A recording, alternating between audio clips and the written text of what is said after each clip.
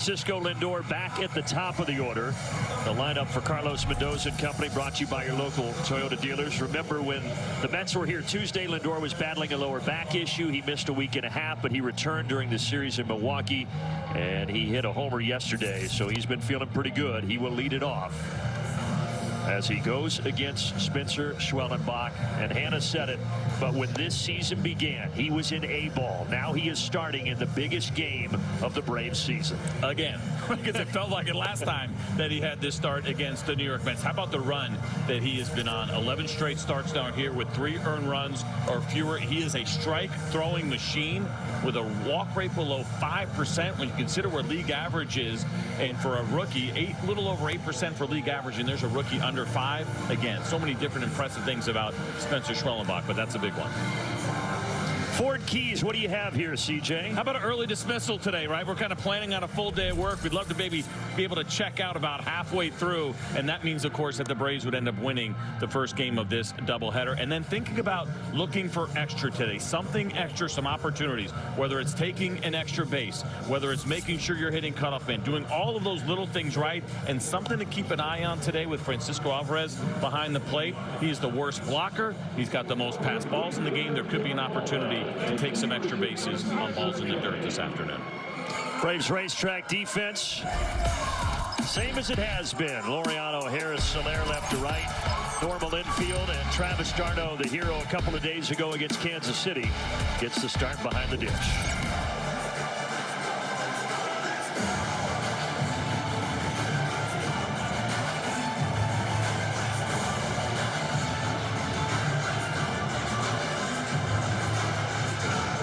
Well, Georgia is on everybody's mind today. The postseason fate of 3 teams rides on today's doubleheader here in Atlanta. And for the Braves and Mets, the formula is simple. 1 win, and you're in. And Schwellenbach, 96 down the chute to start us off. The home plate umpire today is Scott Berry. A little bit tight at the bottom of the zone, a little bit tight at the top of the zone. So keep an eye on that this afternoon. 0-2 to Francisco Lindor.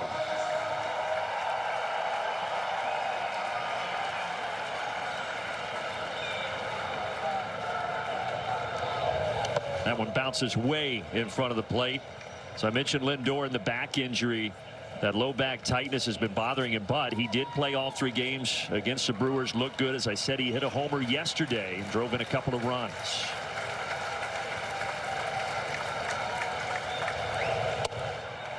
And Schwellenbach does not get him to expand.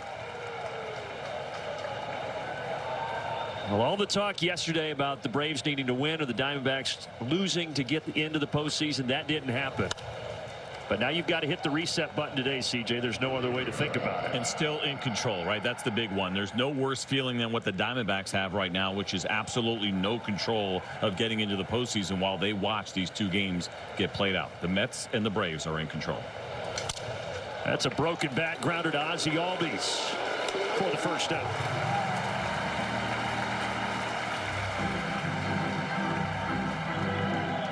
Yeah, if you are the Diamondbacks, you are watching this game, and you don't care who wins the first game. You just want whoever wins game 1 to also win game 2. Such an unusual spot to be, and I don't think we've ever seen anything like this. It's one thing to watch other games and say we need that team to win or lose, but game number 161 not mattering to the Diamondbacks is very odd. Such a strange situation, but obviously the inclement weather last week made the cards in the deck get reshuffled, and everything now that matters to these 2 teams falling on a Monday. 0-2 here to Jose Iglesias.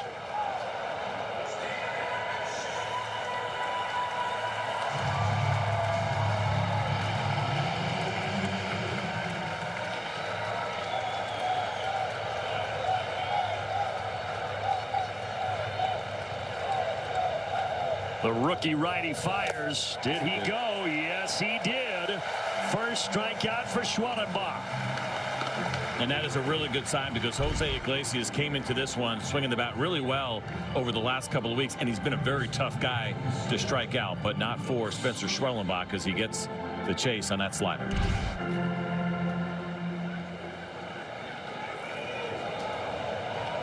We showed you the numbers, but Schwellenbach 2 starts this year against the Mets. The one in July at Citi Field, the one last week right here at Truist Park. 14 innings, just 1 run given up. The only run that the Mets got in the 2 starts against Schwellenbach was a solo homer by the guy that's up there now, third baseman Mark Vientos.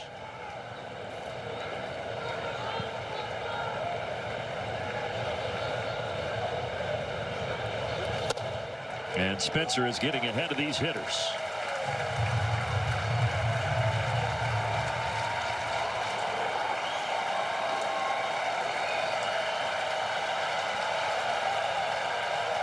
Oh, 2.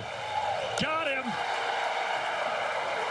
Nothing phases this kid. We're starting with Michael Harris II. Local Toyota dealers bringing you this Braves lineup.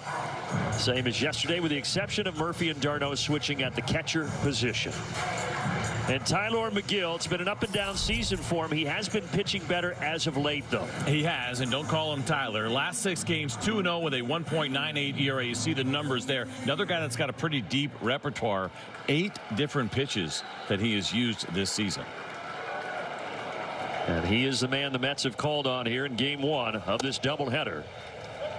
Fastball at the knees, 0-1 to Harris. So you know Michael's going off today, right? Because he's got the Seafoam back on, and you and I do not have our Seafoam wristbands on today. I've got them in my backpack, though, ready to go if necessary. All hands on deck today, all wristbands on deck today.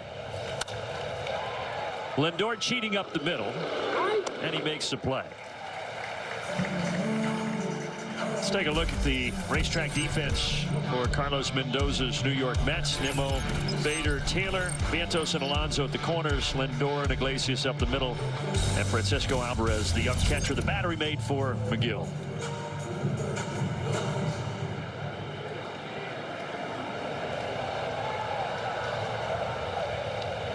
And here's Ozzie Albies. And for those who are maybe settling in late, remind them what you were saying about Alvarez, the catcher.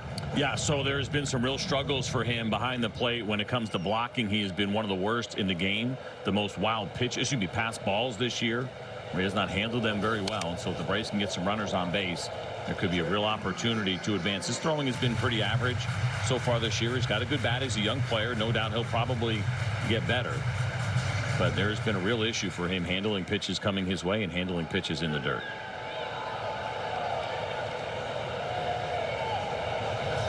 And for Megill, I mentioned it has been an up and down season. He was a starter out of camp. He won the 5th job out of spring training. But he's been sent down to AAA a couple of times. He only got recalled at the end of August because Paul Blackburn had an injury. And since being put in Blackburn's spot, he has excelled. And he has pitched very well. And so they give him the ball here today in such a huge game. And sometimes you need that break when things aren't going well, as much as guys don't like going to the minor leagues. And obviously, I think in the case of Megill, you take it the right way. You work on what you have to work on, and it has certainly provided some dividends here for the Mets. Cutter misses, and now you've got a full count to Ozzie Albies.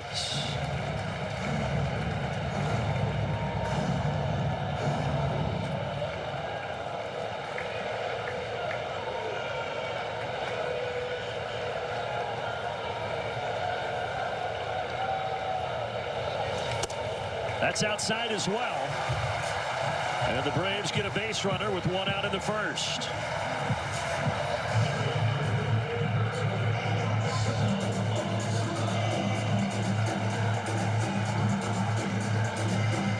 Something to keep in mind as well. Mets pitchers have walked more hitters than any team in baseball. And there's, or rather any team I should say, in the National League, and they walk Albies here 2 batters in. Little swinging bunt. Is it going to stay fair? It does not. Look out, Megill and Vientos colliding. Well, once it went foul, Megill kept chasing it. At that point, you want to touch that baseball, but because he didn't, Vientos kept coming, and so they ended up with a little bit of contact that probably wasn't necessary. Watch this here. You're waiting and you're waiting, but as soon as you see a foul, right there, touch it. He kept looking at it and kind of running along with it. By the way, it's a good matchup here for Marcell. 6 for 12 against Megill with a couple of home runs. And one of those homers came the last time that Megill faced Atlanta in July, on July 27th at Citi Field.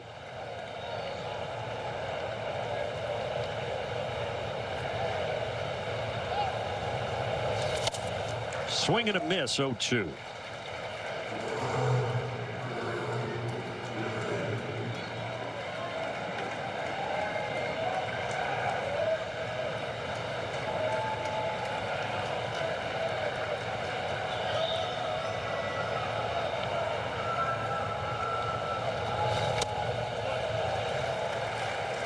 That start McGill made against the Braves on July 27th. He was opposed by Spencer Schwellenbach, who outdueled him in that ball game.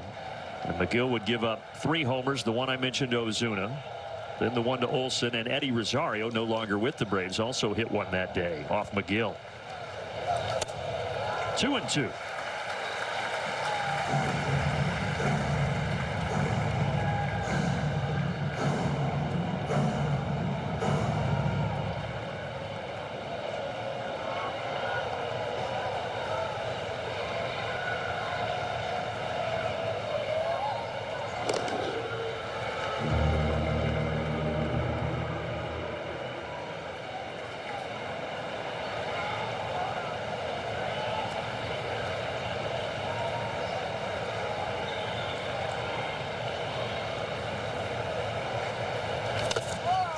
That got a good piece of Alvarez. We had this conversation the other day, and I don't know, just because we watch so many games, but it feels like we see so many of these, and that one goes in the inside ankle there of Alvarez, and he's got some protection, but it is not significant protection. No doubt that one hurt. Yeah, yesterday Kansas City's catcher Freddie Fermin took one off the knee pad, and he was clearly hobbled, and now the same thing for Alvarez around the ankle. Now, you mentioned talking about the 3 home runs and Rosario being one of the guys that hit one. There were 6 different players in the Braves lineup compared to the last time we saw Schwellenbach and McGill go against each other. There's been some change here. No Kelenic, Riley, Duvall, Rosario, Alvarez, and Sean Murphy was catching that day. What a difference 2 months makes. Cutter gets Ozuna for the second out. Those cutters firm at 88 miles an hour, and it's a big one, right? There are different kinds of cutters, and the algorithm kind of shows up automatically and classifies those pitches, but that one's got significant movement. That's closer to a small slider than a true cutter. Now Matt Olson riding that 19-game on-base streak. The only guy that has a longer on-base streak active in Major League Baseball is the second baseman for the Mets, Jose Iglesias. He's reached in 20 straight.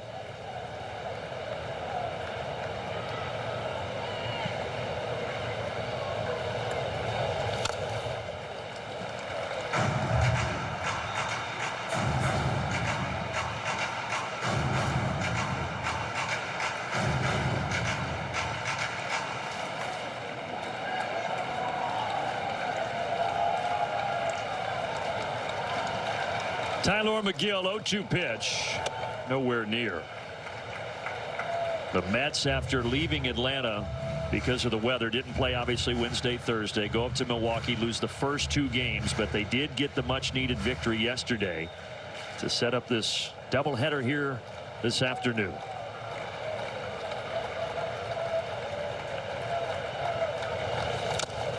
'98 past Olson. Albies running by. Great start in the first inning. Let's look at his arsenal here against the Mets. This is what's interesting to me. Look at the difference in the 4-seam fastballs in the game in July compared to what he did in the last one here in his last start. Significant jump there of 23%. We saw some more sliders as well. Way fewer 2-seam fastballs last time out. This is the Spencer Schwellenbach story. You don't know what you're going to get with that really deep repertoire, even if it's the same team. Well, he's looking good so far. He got Iglesias and Vientos to strike out swinging to end the first. Now here's Nimmo.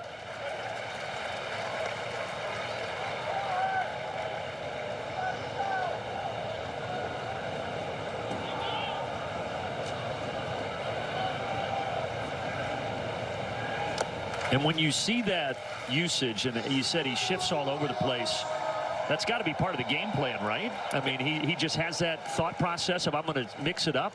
Well, I don't think he does it intentionally just to kind of throw people off. A lot of it has to do with how he's feeling that day and what is working. He has talked about that. He's talked about, if I feel this pitch, that's where I'm going to go. As we take a look at this little StatCast 3D powered by Google Cloud. How does Spencer Schwellenbach get 15 punch-outs against the Mets in 2 starts? Well, a lot of different ways. 7 of those on the slider, and you can see the great location there, especially below the zone.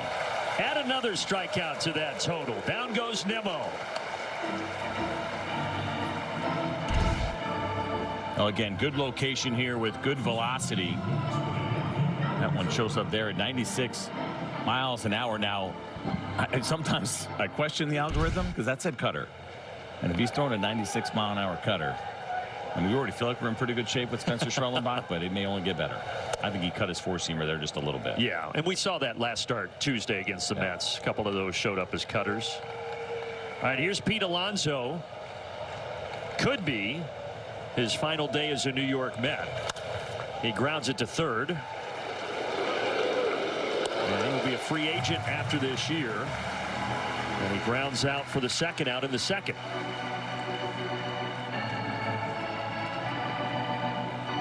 Kind of strange for the Mets, though, right? You were in Milwaukee. They could have just stayed there, but because today necessary, they come down to Atlanta, and a chance that they will go right back to Milwaukee. You pick up one win today, and that is exactly what will happen for the New York Mets, and probably tired, if there is such a thing, of getting tired of brats and beer and cheese curds. Yeah, they may be at their limit. And there is no scenario in which the Braves would play the Brewers. For the Braves, if they win one today, they are playing the Padres. So that much we know.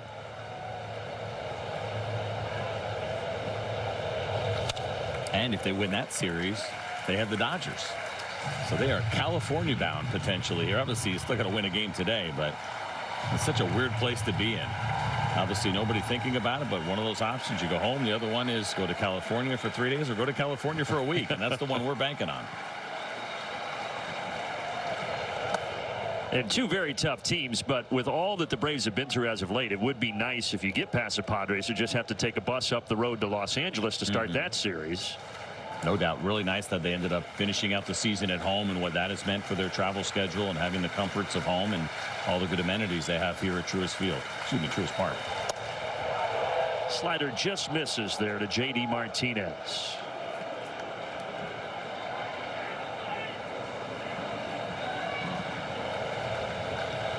Spencer Schwellenbach looking for a 4th strikeout. That went through the mitt of d'Arnaud, so the at-bat continues.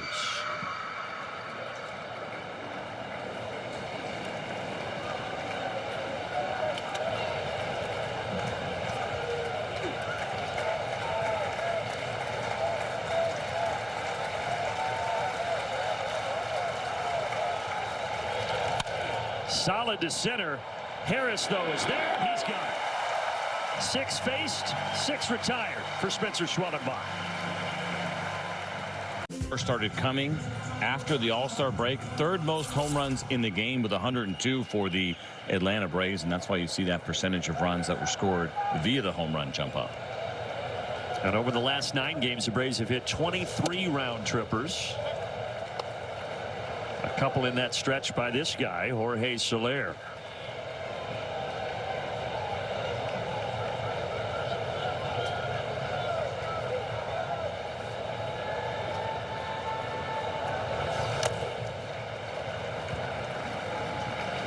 So it's Schwellenbach and McGill in this ball game. Both managers have announced that if the Mets lose here, they're going to go with Luis Severino. If the Braves lose, they'll go with Chris Sale. And whoever wins is just going to throw CJ and I out there, see what happens. Nobody wants to see that. Kind of strange, though, for Severino and Sale. You come here, you got to mentally prepare to pitch, but you might not pitch until the postseason. And even quite honestly, preparing to pitch the second game of a doubleheader brings its own challenges. You're not exactly sure a couple hours ahead of time when game time is going to be for guys that are very particular about their schedule. It's not, what's happening 30 minutes before. It's a couple of hours before, what you're eating and when you're eating it. When do you start some of your pregame treatments and routines and other things that you want to do before you ever get out on the field. So that part of it is certainly something these guys think about, and then not even knowing they will pitch today is the big second part. That came off the bat strange. Pete Alonso will take it himself as Soler is retired.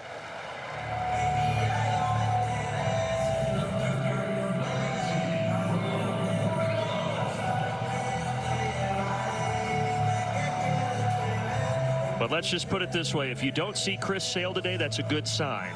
And then the Braves can have him ready for game 1 of the series in San Diego.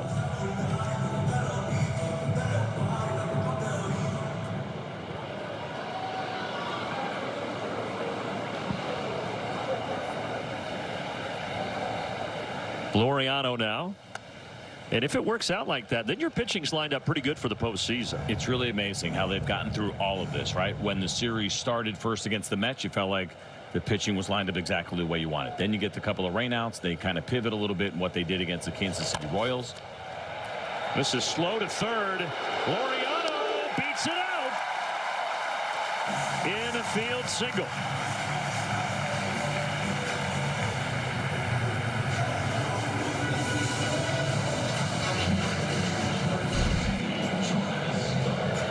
Got the great speed, and we know that, and so soft contact every once in a while can be your friend. And Ramon Laureano taking full advantage of the speed. He's done it a lot of different ways. We've seen power from him. We've seen him drive the ball the other way. And how about a little infield hit to get the Braves their first hit? Take it any way you can get it today. And this is the first at bat for Travis d'Arnaud since that walk-off homer on Saturday against Kansas City. But to finish up what we were talking about regarding what they have done here with the pitching, the fact that even if they were to have to play a second game and win it, they're still in a pretty good position with Max Fried, Ronaldo Lopez, guys that would be available in that series, in that wild card series, when you consider they've had to push so hard to even get in at the very end. So they've worked it really well, and you're just hoping this game here, you win this one, and then you're in absolute position A to start the postseason, which not an easy thing to do when you're battling for a wild card at the very end of the season. Vientos diving stop. Oh, but he bobbled it. Everybody's safe.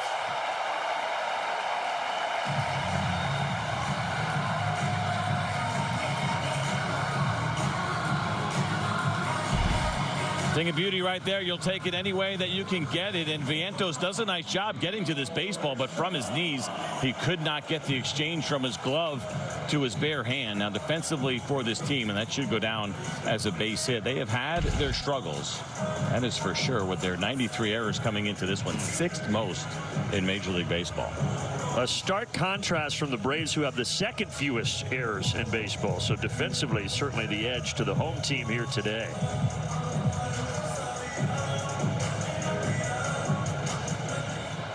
All right, an early opportunity here in the 2nd inning for Atlanta. Gio Urshela to the plate.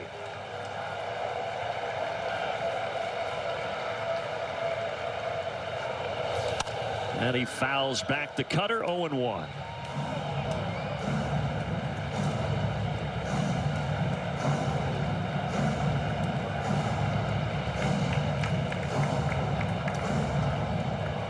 Yesterday, Urshela hit his 9th homer of the season.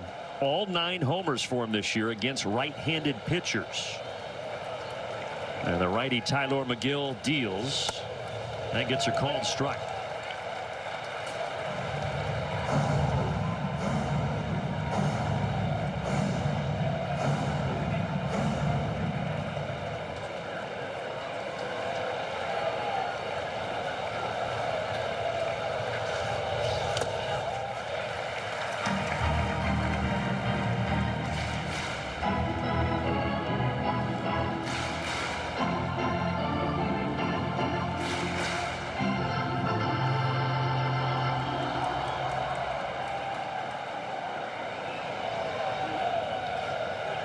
A pair of infield singles have the Braves with runners at first and second. Urshela down the right field line, but curving and going foul. And the big adjustment for Giovanni Urshela has been to get the baseball in the air more. That's a great job, even though that ends up being a foul ball. And he's also gotten to the fastball really well as a Brave compared to what he was doing with the Detroit Tigers. And that could have been some damage. Now we'll see whether or not, especially with a 1-2 count, if he's going to get another fastball in the strike zone. But he has been good against the heater as a Brave.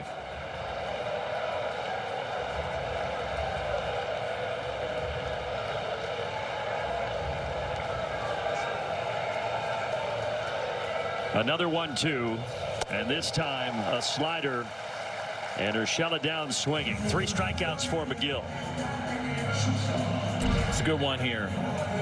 Give McGill a little bit of credit. You see it out of the hand as a strike, and good break down. You talk about different breaks that you get from sliders, and some guys want to get more horizontal, some want to get vertical, and that one had really good vertical depth. Well, he is well rested. Last start 8 days ago for McGill, and through 4 innings against Philadelphia gave up 1 run. Part of a strong September for the righty for the Mets.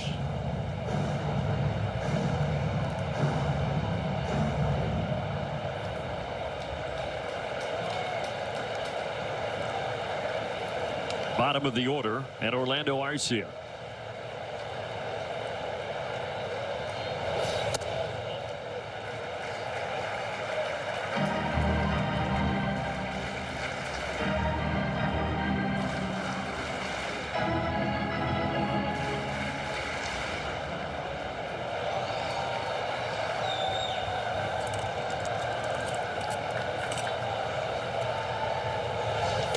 Up and in.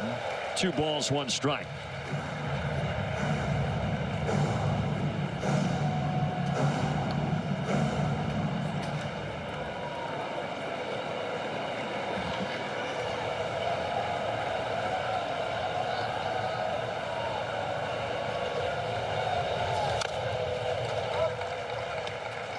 So the count evens up. McGill, I mentioned 3 strikeouts through 8 hitters. Now he's got a 2-2 count on the Braves shortstop. It's a 4th year in the bigs for McGill, but a lot of time in AAA Syracuse in that stretch as well.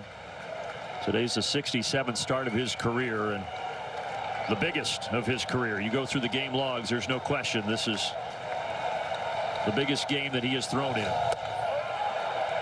And I say when. And McGill works around the traffic and keeps it scoreless. 2 teams get swept today.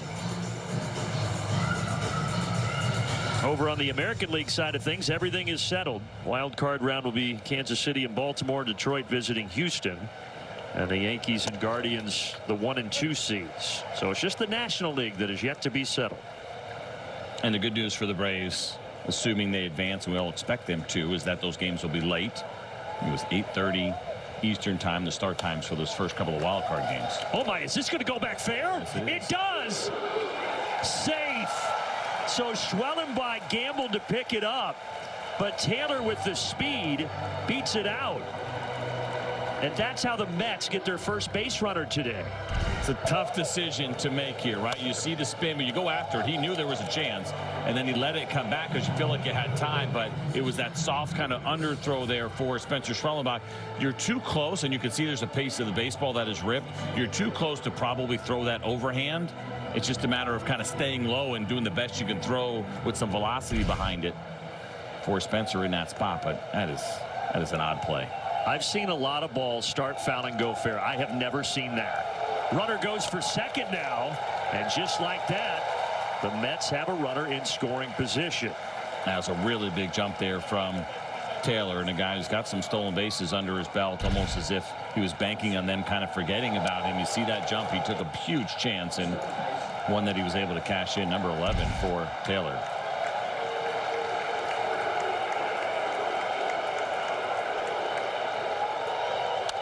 And a bouncer to short will get Taylor to third. So Alvarez is the first out, but the first run of the ball game 90 feet away. I'll tell you what, that was a monster chance too that he took as far as the steal goes, because Spencer has been excellent at holding base runners. That's just the 4th stolen base against him. This is his 21st start in his career. Well, the Braves are going to go ahead and bring the infield in here with 1 out in the 3rd. Bottom of the order, and the center fielder Harrison Bader now. Grounder, that won't get him home. Urshela throws across, 2 away. This kid is so good at making big pitches in big spots, and even though you saw the stolen base, the runner gets a third, he's not flustered at all, and everything that had happened here so far in this inning as he throws that little front door slider to get the weak contact from Bader. But now you've got Francisco Lindor coming up, who's had a tremendous season. Battled the back injury as of late, but all in all, he's been tremendous this year for the Mets.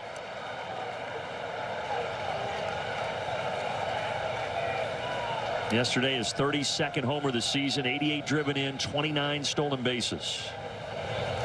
But Spencer gets ahead of him 0-2. And for me, you continue to do the same thing. Expand the zone here for a couple of pitches and try to get him to go outside of that strike zone for a punch out.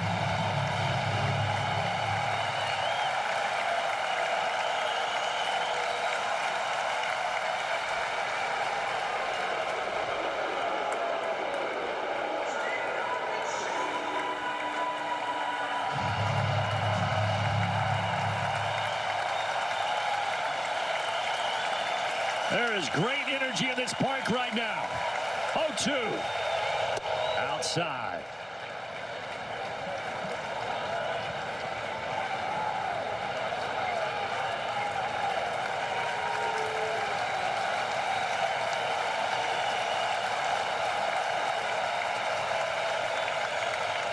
And now the 1-2 offering. Started his bat, stopped. Count evens up. Kind of interesting even to see Lindor partially offer at that pitch, knowing that it was pretty far off the plate. Now we'll see if they want to go slider down and in after these last two. The split and the fastball have been away.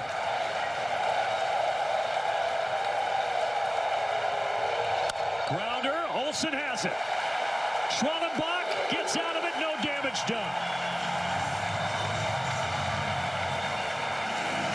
And how there is this confidence regardless of situation that does not wane. He's also got great mentors in there with a guy like Max Fried, Charlie Morton, Chris Sale. We have heard the stories, and he has benefited from the time with those veterans. He has gravitated to all of them. They have all gravitated to him. And look, the results have shown this year, not only for Schwellenbach, for this entire Braves staff. The top ERA in all of Major League Baseball. They actually overtook the Mariners yesterday for the best ERA in the game.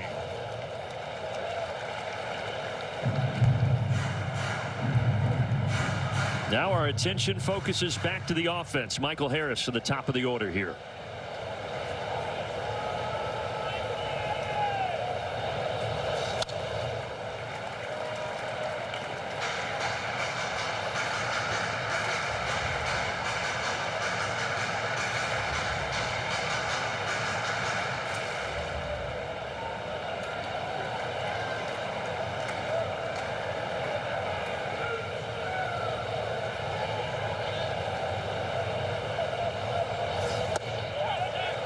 Slider down and in, did not go. 2-2 to Harris.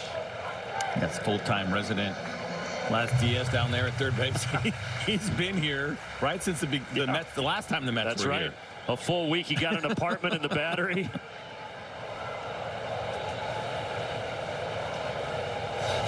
Two fouled off. Everybody else in this crew today is new, but yeah, Laz Diaz, the crew chief, he's been here for the duration of the week and on into this Monday. And what you get in these situations when it comes to the doubleheaders, the home plate umpire in the next game, game 2, not out on the field right now. That'll be Dan Bellino.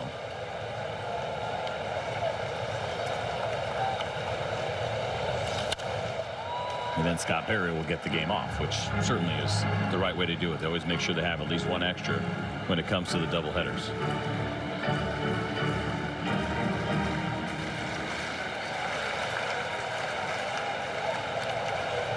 Michael grounded out in the first. Lindor can't get to it. A single to start the third for Harris and the Braves. Well done. Good at bat here from Michael. 7 pitches before he gets this base hit. And a little backdoor breaking ball that I don't think was intentional. And so because it stays out there, it gives Michael a chance to extend his arms and just kind of hook this thing on the ground for that base hit. It's also an interesting trend going on here right now. It's 10 batters into this game. 6 first pitch strikes. All of those guys have been retired. When he doesn't have a first pitch strike, the Braves are 3 for 3 with a walk. So keep your fingers crossed. Oh, here we go. That checked down, but didn't go. 1-0. Yeah, Albies was that walk back in the first inning.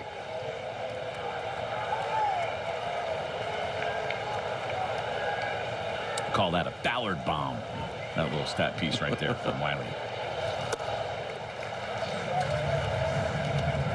Oh, they did call that first one a strike, by the way. Yeah, he said he went? Lance Barksdale said that he offered, so it is 1-1.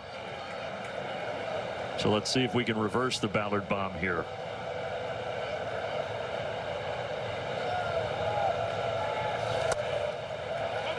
Mm.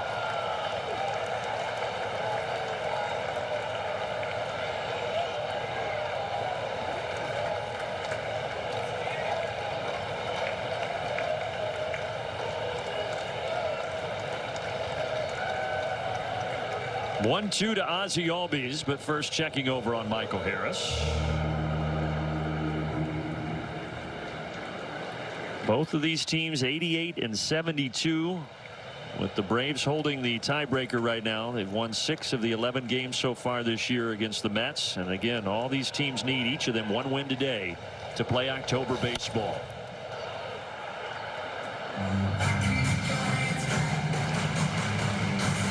The Braves had that streak of 6 straight postseason appearances going. The Mets have only been to the playoffs once in the last 8 years.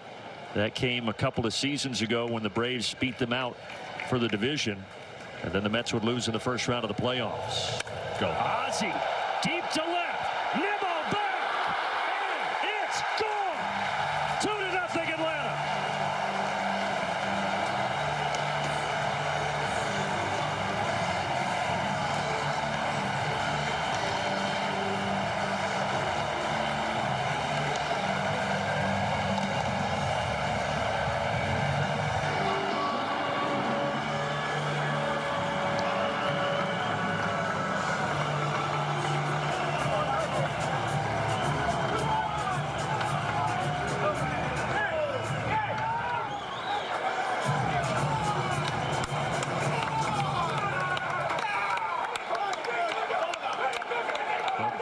Strike first, and look at the love in the dugout. Everybody knows the importance of that 2-run shot. The second time we have seen it from Ozzie, where he goes right on right since he's come back from the injury, right? Not hitting left-handed, which is a challenge you would think, but not in this case as he lines that one out to left field.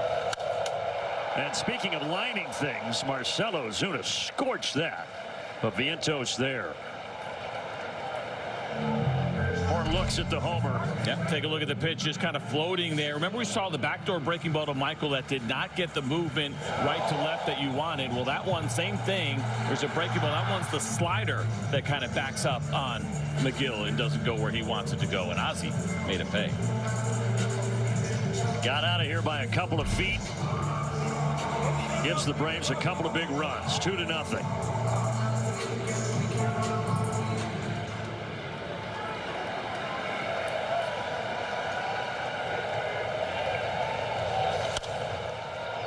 I know there's a long way to go, but in a game like this with so much on the line, that just feels like, okay, take a deep breath, right?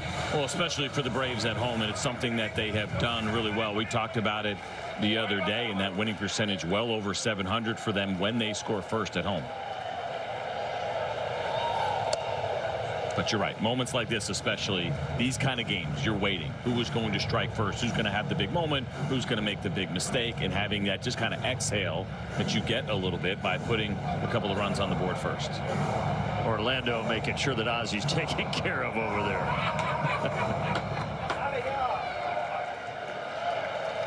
You love to see it.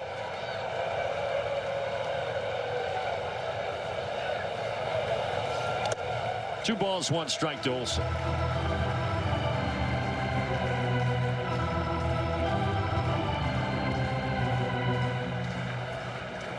So McGill gave up 3 homers to the Braves last time he faced him in July. Big homer there. And now Matt Olson singled out to right center.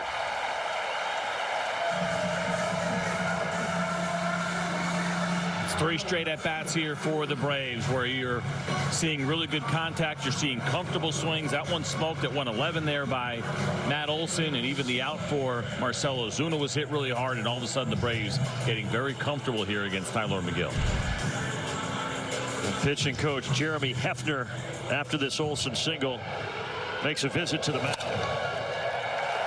And against the fastball, which has been the story for Matt Olson, his adjustments to get back on time against velocity. He had a little bit of a period there where he was struggling, and all the success that we have seen over the last couple of months or so has been because of his ability to get to the fastball.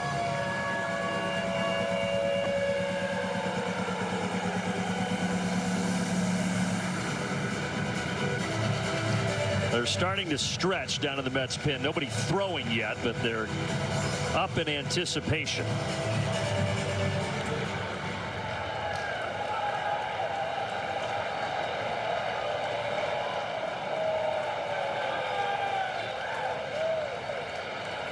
Jorge Soler. Oh, that was a home run cut if there ever was one.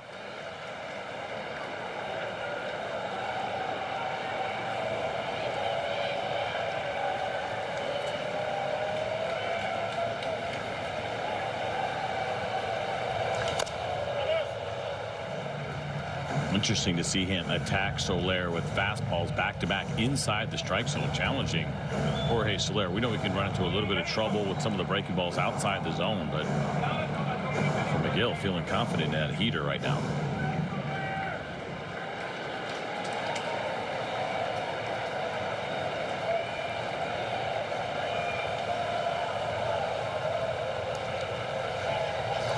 Now, those first two pitches he threw, the two sinkers, the two seamers, that's a pitch that he has really been working on, especially to right-handers with confidence throwing inside. He's talked about how that's given him the success that he's had as of late.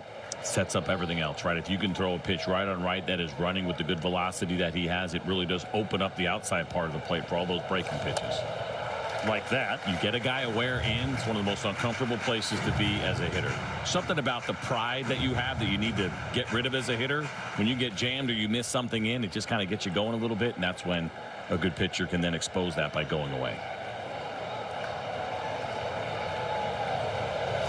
Soler to straightaway center field towards Bader, and he will camp under it for the second out. So you still have Olsen over there at first, and now Ramon Laureano coming up.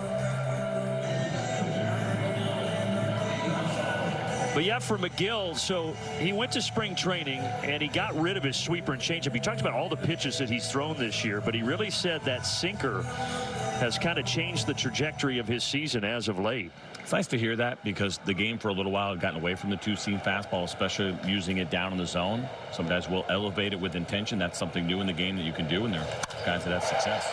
Braves are seeing the ball really well right now. Laureano smashes it to right. Mentioned it earlier, but for Ramon Laureano, we have seen this with some consistency and not afraid early on. He doesn't get big. He doesn't get pull happy. He knows he's got to contend with some velocity. That one at 96, and he is willing to drive it the other way. That was powerful.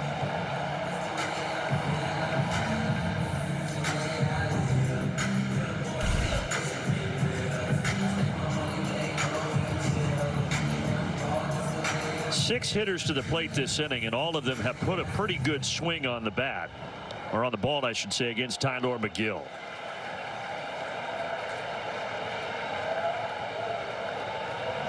Four of the last 5 100 miles an hour or higher on that exit velocity. So you're absolutely right. They're seeing it. We can hear it. How about another one, Trav? Chop foul. Well, there hasn't been a clean inning yet for Tylor Megill, and this is one here now. We're obviously the longest of the group, where there's a lot of pressure getting put on him. You mentioned guys kind of moving around that bullpen a little bit. They understand how important this game is, and how you manage it is going to be very interesting from a bullpen standpoint. While it's still close, until you feel like maybe it gets away, and then you save some of your big arms. So adding on here would be huge.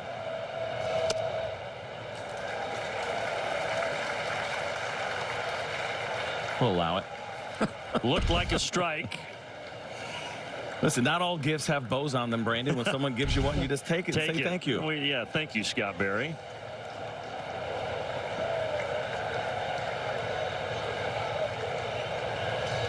There we go. That gets by Alvarez. Runners advance.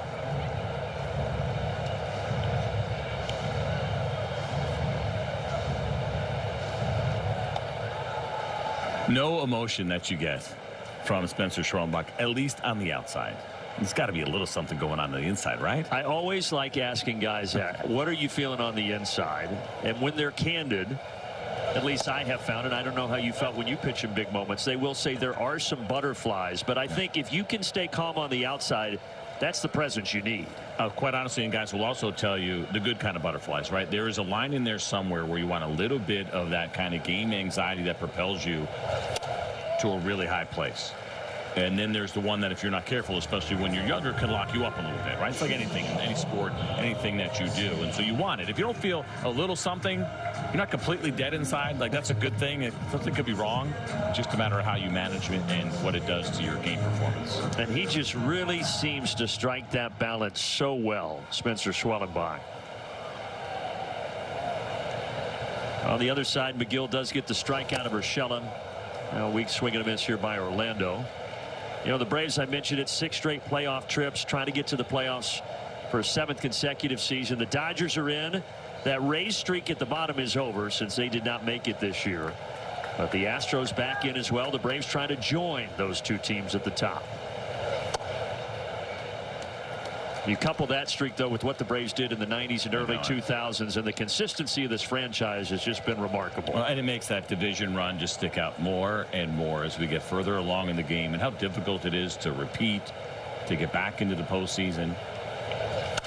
You know, things go the way that we think they may go today, and the Arizona Diamondbacks are eliminated. That means both teams from the World Series would not make the postseason, right? The Texas Rangers were eliminated rather early. The Diamondbacks, it's going down to the last day. That's the first time that has happened since 2007, and so it has been a while.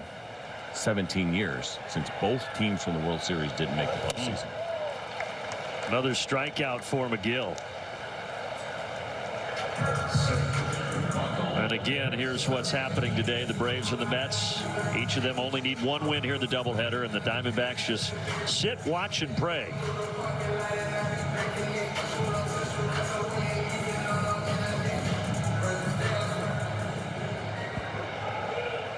I mean, that consistency, that run of division titles that the Braves went on, that's just insane. Harris out to center.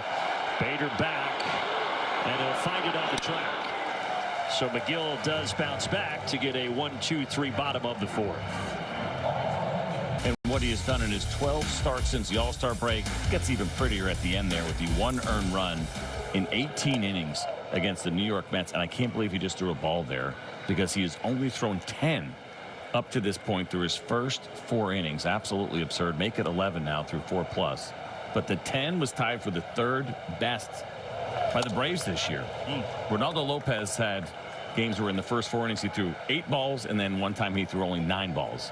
And here's Spencer Schwellenbach in this monster game, having only thrown 10 balls out of the strike zone in his first 4 innings. That one was right there on the border. He does get the call as he faces Pete Alonso, who grounded out in the 2nd. You guys tried to get me there, huh? You tried. You got it. La Lechonera. Okay, good luck. I'm like, good luck with what? I'm like, oh, okay, I haven't read this one all year. How do you pronounce that? Scrambling. Let's see how the game's played. You better hope that. Actually, no, yeah, you're going to hope that the Braves win, because it's on in game 2. I know the Braves are winning. Then we're having fun in game 2, baby. 50th pitch of the afternoon for the rookie Schwellenbach. Upstairs, full count.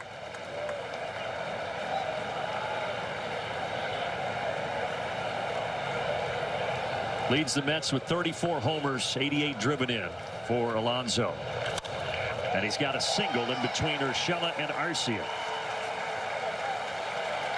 Well, he may be having a little bit of a down year for Pete Alonso, but he can certainly still hit the baseball. You can't take it lightly with him, and he had come into this one struggling over the last couple of weeks, barely hitting over 200. You see the slider there from Spencer Schwellenbach, who saw him roll over on a pitch for a ground out in his first at-bat, but right there he's able to square it up.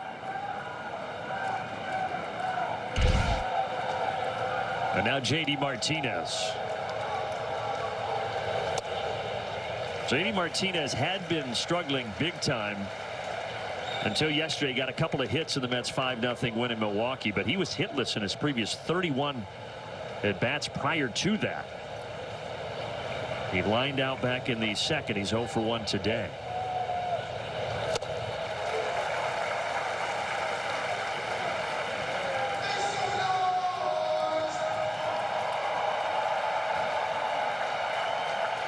Remember, this is a guy, Martinez, who's been around forever, been in the big since 2011. Just turned 37 last month.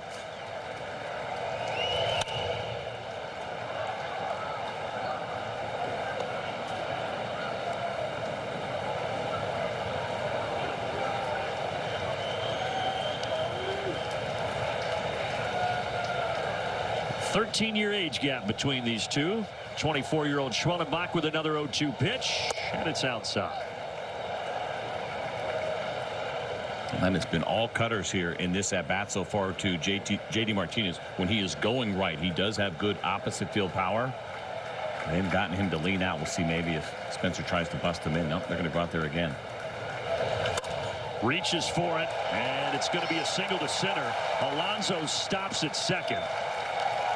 And the Mets have something going in the fifth.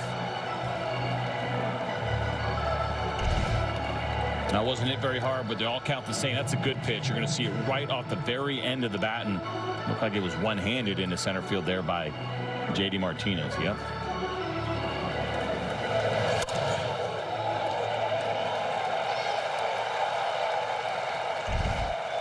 So 2 on, nobody out. Tyrone Taylor now. Showed bunt, takes it back. Every time the Mets fans that are sprinkled throughout try to chant "Let's go Mets," the Braves fans drown them out with boos. One sacrifice bunt this season for Taylor. He had been swinging the bat pretty well coming into this one. A little surprised to see. I get that they're trying to get something started, but even to offer, at least think about it, with that first pitch. But you get into this count now, you're swinging it.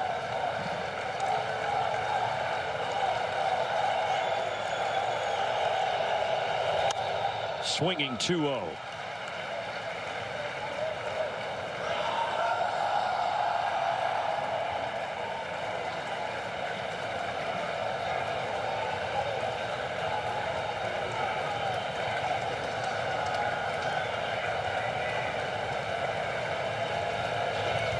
Well, Schwellenbach gets it back to even. 2 balls, 2 strikes. And again, same thing here to another right-handed hitter where it's been sliders and cutters, right? Those harder kind of breaking balls and everything going away from Taylor.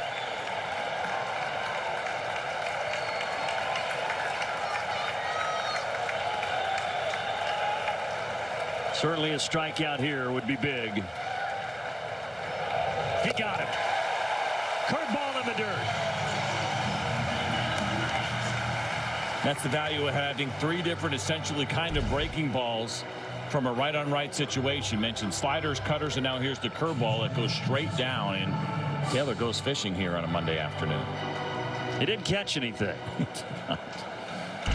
The bass aren't biting. Now Alvarez.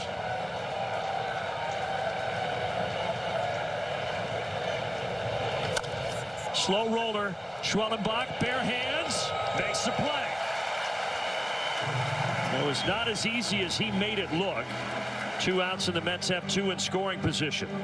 Lesser pitchers will have a tendency to panic a little bit or try to make too much happen in these spots. But again, because of the hands, because of the quick feet, as an athlete and a former college shortstop, he just moves so well and gets to it quickly. Nice barehanded play. Look at him turn there, get in a good position to throw, and a nice throw over to Matt Olson.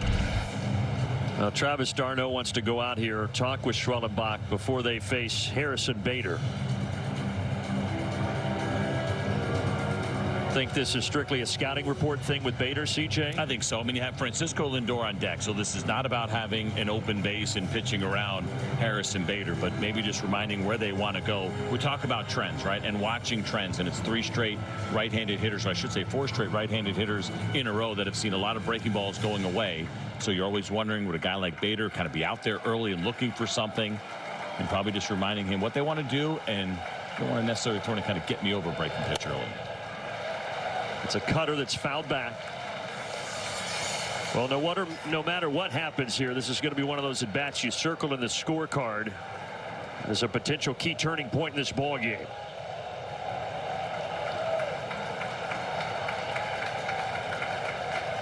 with a tying run at second base. 0-2.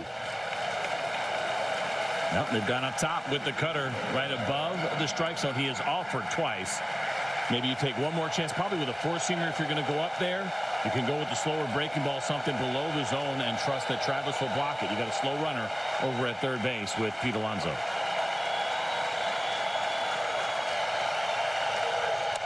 Went way high that time. And Travis had to jump out of the crouch.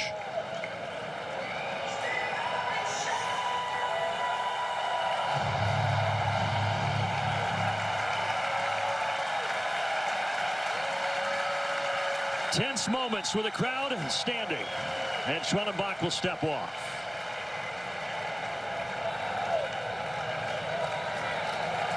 Playoffs start tomorrow, but as far as these two teams are concerned, playoff baseball right here. In the air, foul ground, and Olsen will watch it go a few rows deep. Man, everything has been at the top and above the strike zone here so far to Harrison Bader, and that looks like that was probably what the conversation was about. I'd love to see that curveball one time below the zone. We'll see. They really like the idea of going up right now.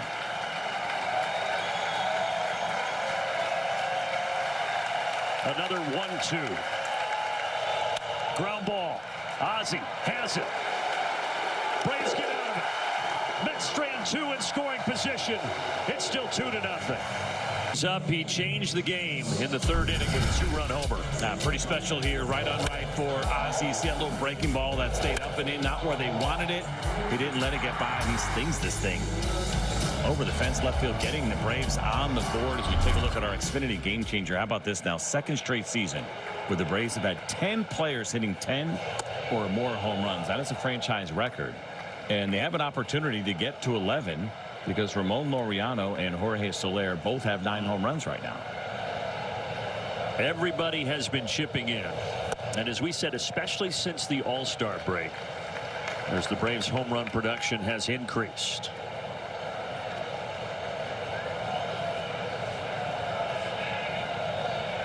Schwellenbach over there, just cool, calm, and collected, was able to get out of that jam in the top of this inning.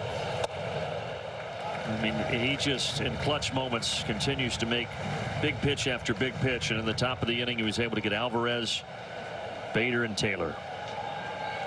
It's a guy I want talking to my young pitchers in my system and figuring out. And sometimes, you know, guys may have a hard time articulating what it is and how they get there, but he's got something special on the mental side. He certainly does on the physical side.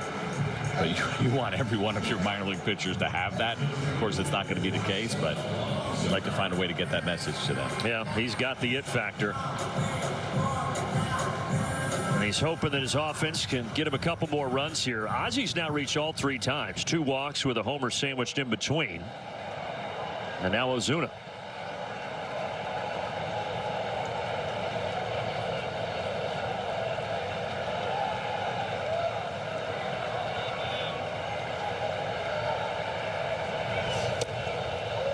Talked about the batting title hopes for Marcell Ozuna this week. Luis Arraez did end up winning that batting title, his 3rd with 3 different teams. Arraez won it with the Twins, the Marlins, and this year with the Padres. Marcell's batting average 3rd best in the National League. Ohtani in between he and Arraez. You didn't do the math to see if Marcell went 10 for 10 today, what that might mean? So it was going to take, if I had my math correct coming into the day, it was going to take like a 10-hit effort between the 2 games with only 11 or 12 at bats. I was like, okay, if that happens, but he's 0 for 2. Now, if the game goes 42 innings, one of these games, how dare you? Who knows?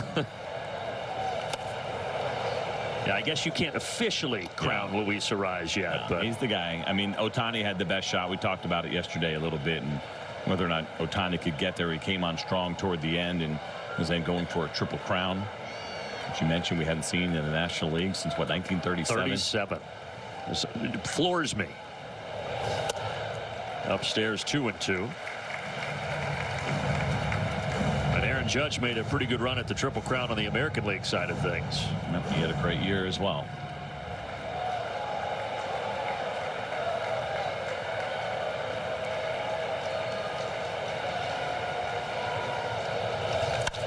Sharply to short, Lindor to second for 1, and it will be a 6-4-3 double play.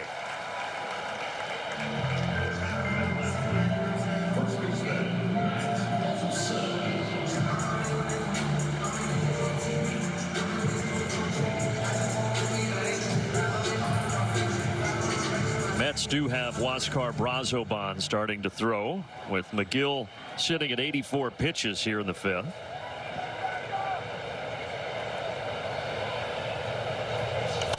You know, it's an interesting thing.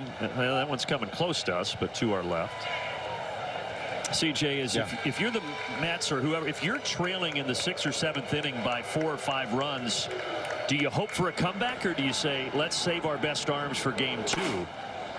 Yeah, the number is interesting. What number are you comfortable with when you think about how good the Braves bullpen has been? Well, we'll have to put a pin in that discussion. No. Let's see if the Braves want to review that. They say Alonso kept his tippy toes on there.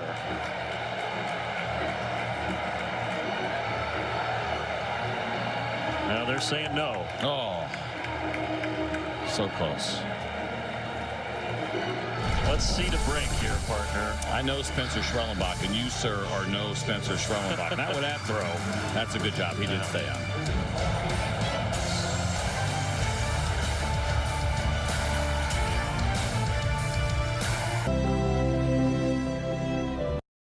Top of the order, Lindor. First pitch grounder. Ozzie, full extension. Great play.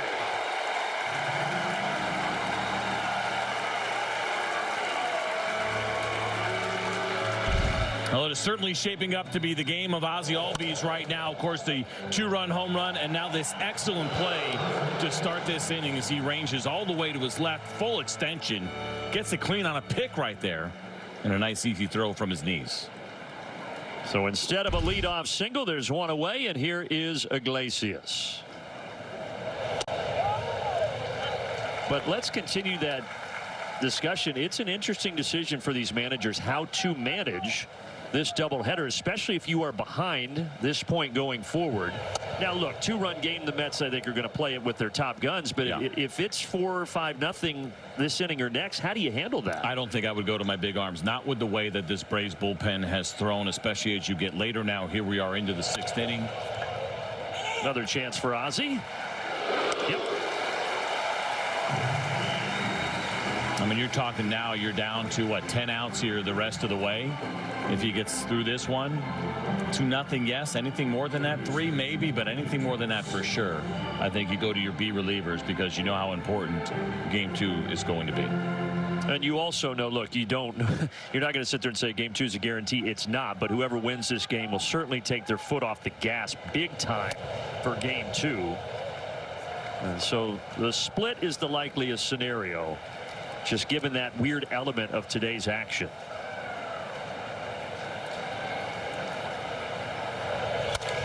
Vientos fouling it away.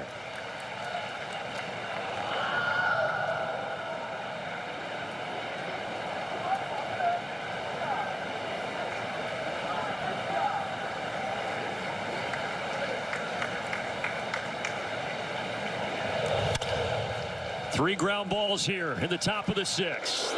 A thing of beauty. And right now here for the Braves, up by 2, you feel pretty good, but feel a lot better with a big lead. Trying to add on now, starting with Jorge Soler. Hit it hard, but one bounce to Lindor. I didn't know if McGill would come back out for the 6th, but they are going to let him try to go another inning. He's at 87 pitches. So he hasn't done it a lot this season, but looking at Tylor Megill, when he has gone through the order 3rd time through, the numbers actually have been really good. They get better as he gets deeper into games. So again, he hasn't seen a lot of 3rd time through. You mentioned the shorter outings, but just a 152 batting average against for him at this point in the lineup. And he gets Soler. Now a strike to Laureano, who's 2 for 2 with a pair of singles today.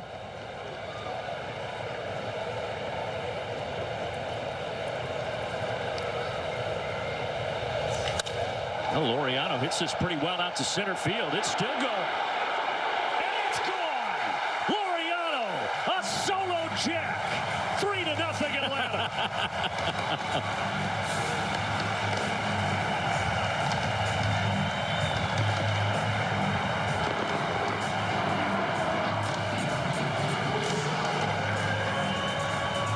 Have a day, Ramon Laureano. We saw the infield hit, then a really good base hit to right field, and now he stings one here A big home run to expand the lead here for the Braves and make it 11 Braves this season. With 10 or more home runs, that is a new franchise record. And Laureano is 3 for 3, 2 singles, that solo homer to get his 10th of the year in that Braves uni.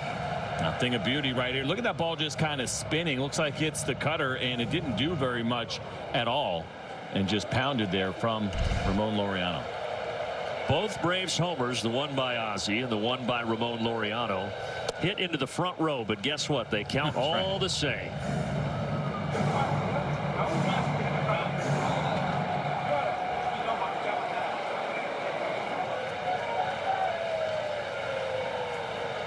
Oh, 2 here from McGill. And d'Arnaud hits this well down the right field line, but it's going to curl toward the seats.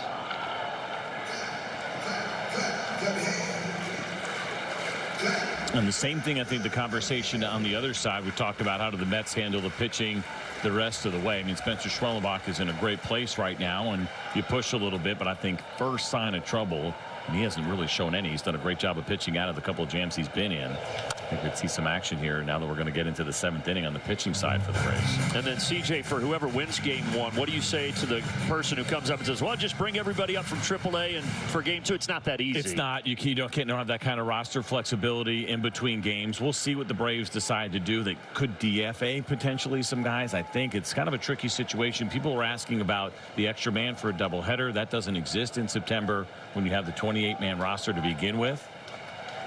And yeah, we'll see how they exactly handle that thing, because you're taking 0 chances, right? I mean, you need to keep your lineup healthy. If you finish this one with a win, what happens in game 2 is everybody in bubble wrap, nobody get hurt, and we'll see you on the airplane. And as you would imagine, the logistics for the plane ride out to San Diego, everything is all set. And the itinerary says, if all goes according to plan, that the Braves would get out to San Diego around 10:30 Pacific. And again, that game tomorrow, 8:30 Eastern, 5:30 Pacific. So it's not the ideal situation, but it's also not terrible. Nope, you're going to the postseason. That's all that matters. 1 ball, 2 strikes to the Braves catcher. And with all the thank yous that we had yesterday, we weren't sure how things were going to go. Certainly our Delta crew and the people that we fly with are absolutely tremendous. What an amazing group we have here with the Atlanta Braves that even take good care of us, the broadcasters in the back of the plane. Who don't deserve it, but they are kind to us. Yeah, they're the best. And that Braves partnership with Delta, it's a special one.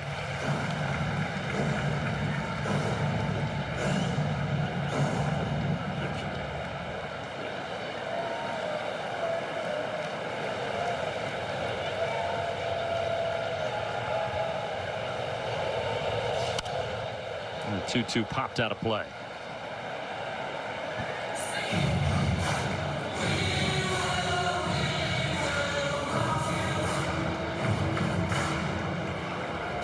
Well, that pitch count getting up there now. This will be the 9th pitch of the at bat, 98th of the game for McGill. Swing and a miss. Let's go back and see a couple more shots of Ramon Laureano's homer. Yep, look at the cutter. Actually, it's a pretty decent movement. I take that back. He went down and got that thing from that angle. Much more impressive on the part of Ramon Laureano as opposed to hitting a bad pitch. And he just got out, like you mentioned, 411 feet. Look at Spencer Schwellenbach. You think he's into it? There's some of that emotion we've been wondering about. It does exist. That's a great shot. Our crew doesn't miss much. Even after a wrap party last night, they came in ready to rock and roll today. Well, they paced themselves a little differently than if it had just been the last day of the season. I think that was probably part of it. There was no game today. Some of us might still be sleeping, but here we are. Broken bat, little flare out to right center. It drops for Urshela.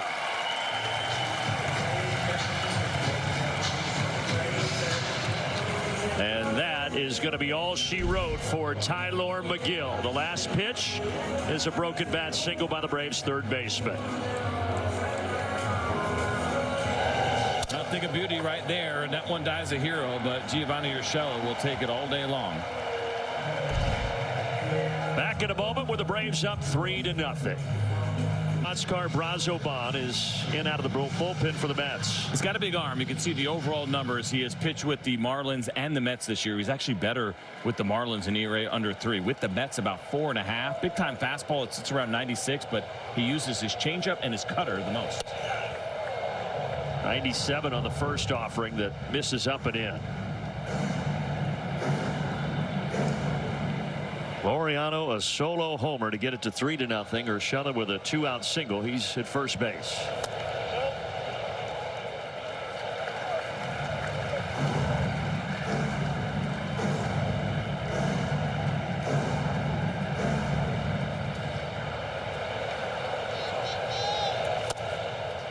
There are some somewhat dark clouds overhead, but don't worry, folks. The radar has a few sprinkles on it, but nothing sustained, I'm told. I don't even want to think about it. I always say if you put it out there, it typically goes the other way. It is starting to drizzle a little bit, but again, we expected that. I would like you to stop talking now. Okay. I'll see everybody tomorrow. Please San Diego. Oh my goodness, no. Ooh, through the raindrops and into the second deck. Look out over there. That thing was coming in on a frozen rope.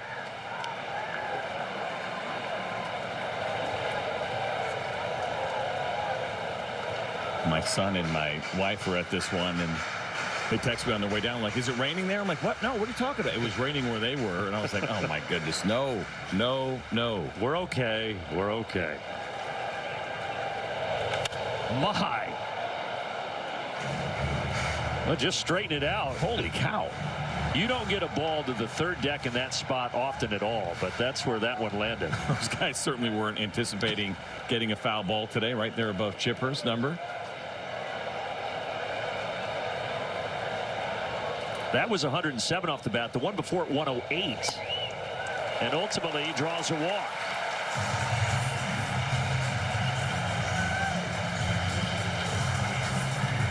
Well, now you've got the lefty Harris coming up here. You got 2 on. See if the Braves can add to this lead.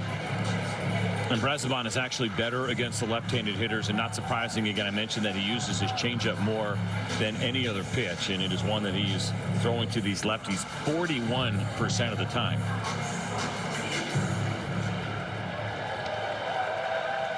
Harris hit it to the warning track in center last time up. He's 1 for 3 today.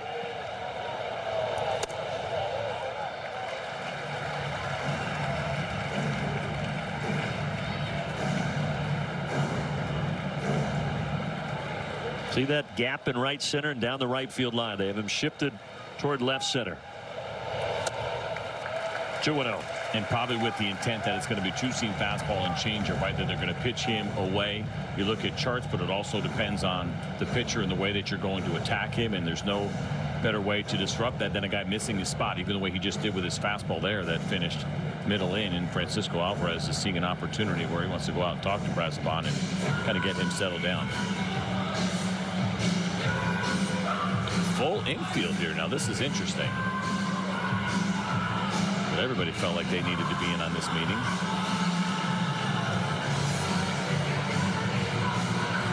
On a win and you're in day as the light rain has started to fall here at Truist Park with the Braves having a. Hey, wait, who's that? There's Megan Nikowski. Good thing she wore something with a hood on it. No umbrella. Where's your son? Did he leave? Oh, she's out of here. She's like, okay, I'm done. Now you're embarrassing. She's going to go watch it on Bally Sports. Yeah. She probably misses my voice, so she's going to go listen to it. That is inaccurate. For sure. 2-0 to Harris. Yeah, quite a few folks, so heading for the concourse, get some coverage over their heads right now.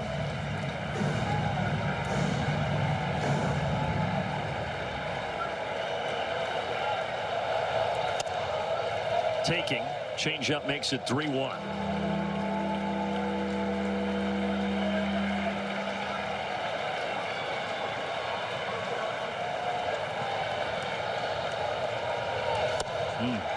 Another changeup. You know, though, this day wouldn't be complete without rain, right? No.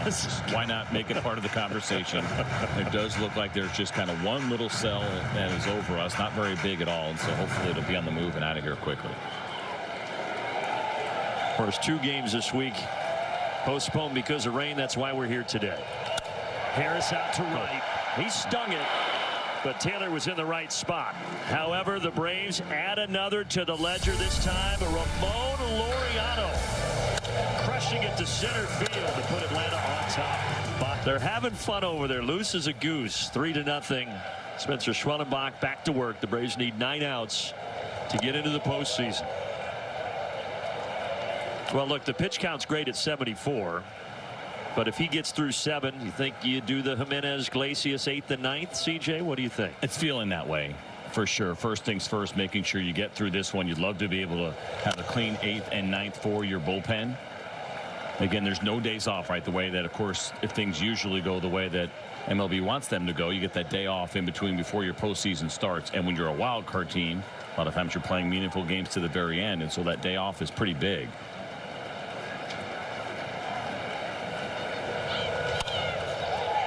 Center field, Harris battling the light rain. He's got it. Let's take a look at our defender key defense. How about Spencer? Now you add in today's start against the Mets. 20 1/3, 1 run, 1 walk, 20 strikeouts. You're wondering how you endear yourself to Braves fans your first year in the big leagues. That's a really great way to do it against the New York Mets. The other part of that, if they're feeling really comfortable and things are going well, you can push them a little bit. But Alonso gets a hold of this. Harris, however, has another one in his mitt. And I say that because Spencer Schwellenbach is likely not going to be available in the wild card series, right? I mean, here we are on Monday. It's Tuesday, Wednesday, Thursday. And if you're feeling good about it, you can push. Again, you're not going to get into a dangerous place with the pitch count necessarily, but his pitch count is in an amazing place right now at 78. Stay tuned for the stretch, fueled by Georgia Natural Gas, with Trevor and Peter out in the battery. You know, that's a good point. Since with the situation with the game tomorrow, yeah, why not throw him back out there in the 8th until maybe there's a base runner or 2, right? Yeah. We'll see. Right now, still 1 more out to get in the 7th. Decisions, decisions, decisions for that man.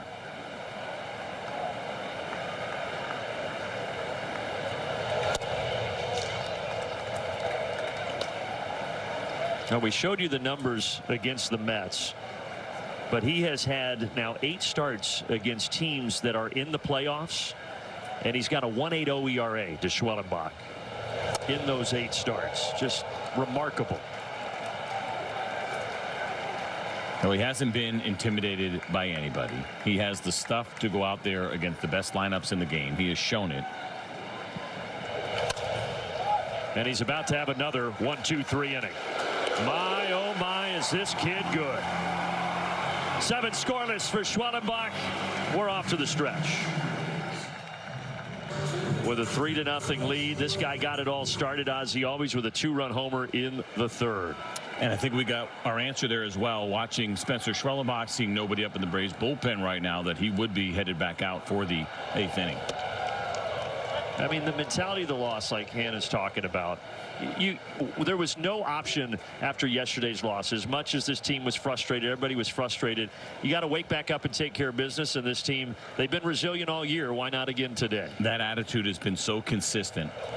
I've never noticed any kind of emotional part of this team where things haven't been going right, where they seem to get down on themselves or they start to press. None of that. They have been incredibly consistent in the way that they handle these situations. I go back to that comment that A.J. Minter made back in early August. He said you got to embrace the suck. And when things aren't going right, you just ride with it. Albies a liner out to Bader for the first out in the bottom of the 7th. Georgia Natural Gas Greener Life impact player is Marcell Ozuna. Talked about him being top 5 in the National League in all those categories. You look at the last 20 games against the Mets, and he's been tremendous. That's crazy to see that .390 batting average for him. That's over 20 games. That is significant, with a lot of slug in there in those 16 extra base hits. The rain has all but subsided, and the sun is trying to make another appearance here at Truist Park. Marcell Ozuna in the air out to right field. Still sitting on 39 homers, and that won't get him to 40.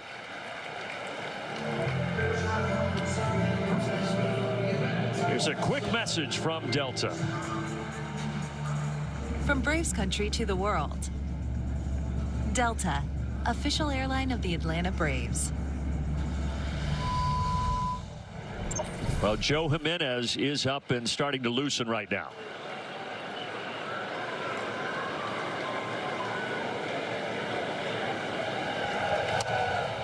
For Spencer Schwellenbach's the 5th time here's a rookie that he's gone through 7 innings.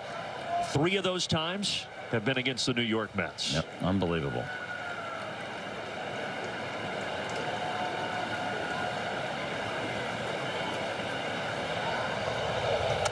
So just playing along a little bit. Joe did not get up at the very beginning of that inning, right? So when he got up, now looks like he is going pretty close to full strength right there. So maybe he felt like he didn't need a lot of time, or this is one of those situations where he's going to what we call go along with Spencer Schwellenbach, hitter by hitter, and be ready to come in at any moment after the first hitter. Again, decisions for Brian Snitker, Rick Kranitz, and the rest of that staff. Difficult ones to make.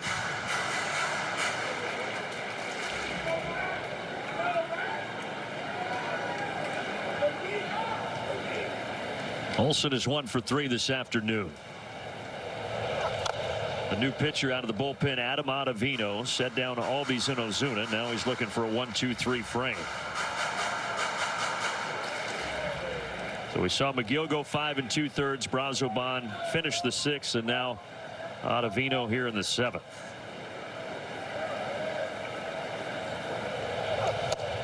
Called strike on the outside today. We've got a surgeon on the mound here this afternoon with Spencer Schwellenbach. He has been diabolical going against these New York Mets. Given that those future surgeons skip school, I don't know that I want them performing my operation, but no. At least you know you're all rooting for the same team. You have to see that kid to the right over there, and he's your surgeon. You might want to turn around and find another one. His room's always dirty. Hair always a mess. But I did reach him with one of our little spongy balls. It took me like 6 or 7 tries, and I will not be able to pick up my arm tomorrow. Yeah, you took some good throws down there. The Braves did opt to go with Schwellenbach here in the 8th inning. He's still only at 86 pitches. Yeah, and again, with Joe Jimenez still throwing, just seems like a batter at a time here for Spencer Schwellenbach. Right now it's Tyrone Taylor, who is 1 for 2. So you want the clean inning, of course, just get 3 outs. That would be amazing to see him get through 8. I'd also love to see him get the ovation that he deserves coming off the mound in the middle of an inning as well. Bounce toward the dugout over there to keep it 2-2. Those 8 starts I mentioned against teams in the playoffs in the National League, if you count the Mets. The 3 against the Mets, Padres, 3 starts against the Phillies. He was fantastic, and then he went 6 innings, 2 runs against the Dodgers. Again, there just seems to be no moment that is too big for number 56. And all of this after last year only throwing 65 innings. This year he's over 160 between the minors and the bigs. A hair inside. So you see him at 90 pitches now. This will be the 11th time in which he has gone 90 pitches or more. That one just missed a little bit, kind of backing up a little bit on him was that cutter. Now Matt Olson and Eli White, who's now out in right field for Laureano, chasing it, but it's foul. Yeah, excuse me, 10th time. I think I said 11th. 10th time for Spencer Schwellenbach. The season high. He's only gotten to triple digits once, and that was the 106 pitches that he threw against the Minnesota Twins, and he did that in 4 2/3 innings. That wasn't a great outing when it came to pitch count. He did not let up a run, which was amazing. This is a battle here. It'll be at least 10 pitches between Schwellenbach and Taylor.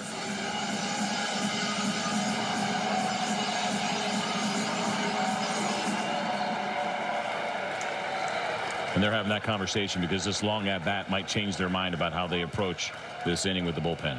10th pitch of the at bat. Liner just foul. Urshela almost got to it. I think if it's fair, he does get to it. He was close toward that line. Now take a look here on this curveball, just a little bit out in front, and I think you're right. Because it curved foul, that did not give Urshela enough room to get to it. Longest at bat of the day here, 11 pitches. This is the 11th.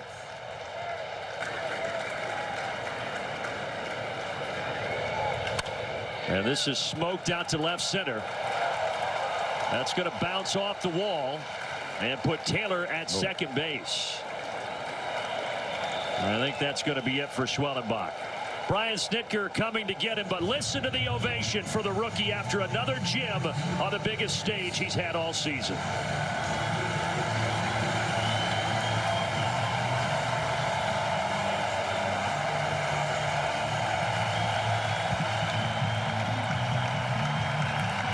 It's 28th for him, 14 games, no earned runs for Joe Jimenez. That is an absurd number. Look at those strikeouts. 26 strikeouts in those 14 and 2/3 innings. We had our vote today. I don't know if you got that same link, but for the National League Reliever of the Month, I put Joe Jimenez there. Everybody gets, kind of hung up on the saves and everything else, but as a setup man, he has been off the charts here in the month of September. I put him as well. You look across the board at the numbers. Just fantastic for Joe Jimenez. Big spot here. You got Alvarez, the hitter. There's nobody out. And Taylor out at second base. He starts him with a strike on the corner. And remember, in his last outing, got off to a good start. Then the command got away from him, but he bared down. He made a really big pitch to finish things off, did Joe Jimenez.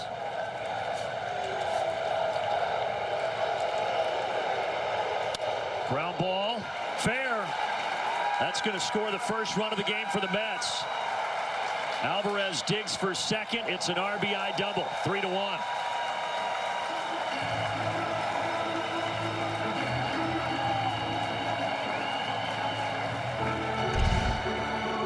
It's a slider here from Joe Jimenez, and it's not hit hard, right? You can see it there off the end of the bat, just 87 miles an hour, but hit in the right spot. Alvarez was out front of it, and he just sneaks it in past Giovanni Urshela. All right, so now the moment getting tenser, and Starling Marte is going to step in and pinch hit for Harrison Bader.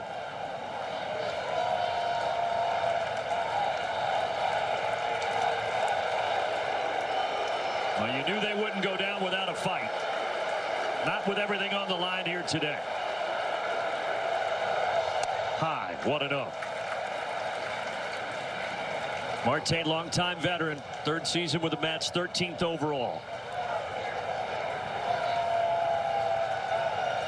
Missed 2 months this year with a knee injury, returned in mid-August, been in and out of the lineup since. And he fouls this out of play.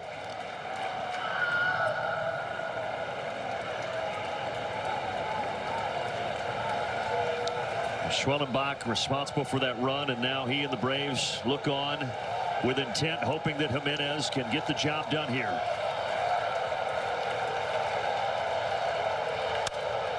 Arcia can't get to it. Alvarez stops at third. They're at the corners, tying run at first base, nobody out.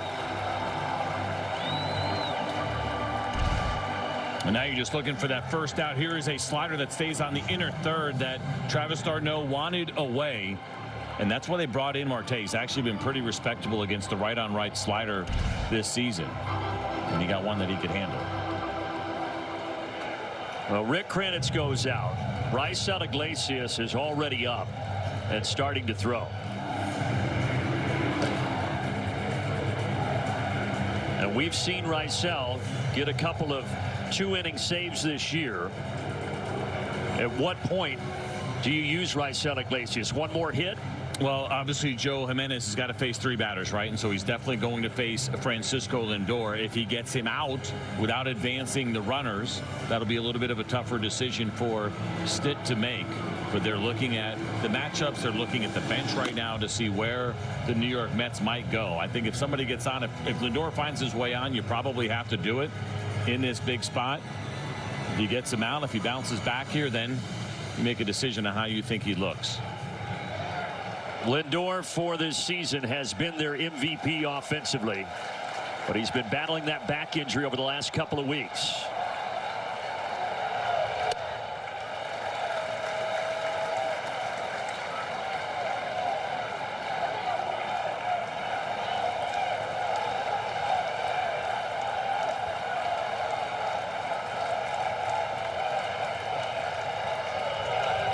Swing and a miss. 1-1.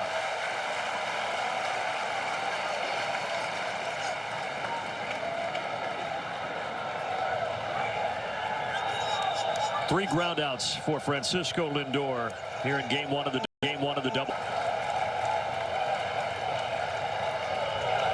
Swing and a miss. 1-1.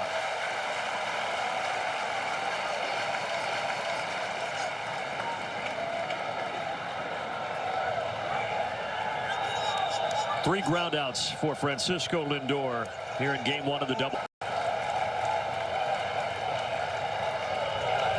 Swing and a miss. 1-1.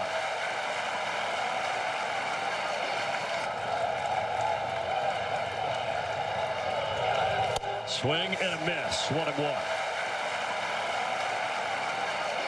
From any direction. Anybody, and he goes up to Spencer Schwellenbach.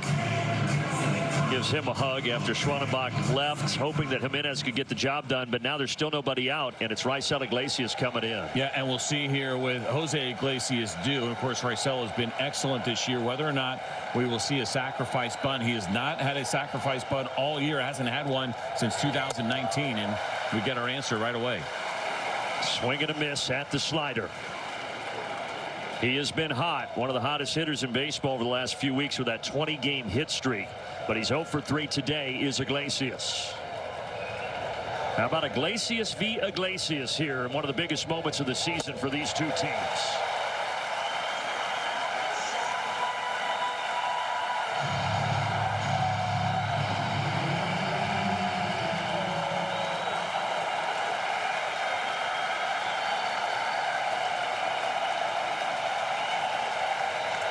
Ooh, fastball riding up and in.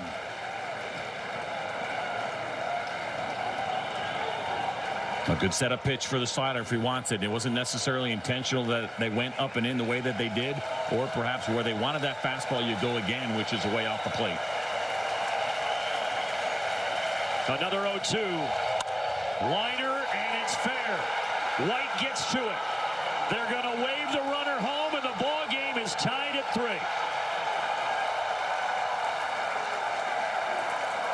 5 straight hits to start the 8th for the New York Mets.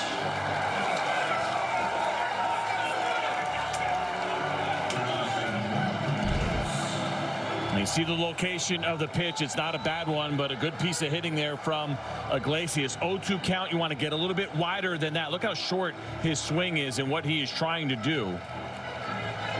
But you had some room to play with there that Iglesias did not take advantage of in the 0-2 count.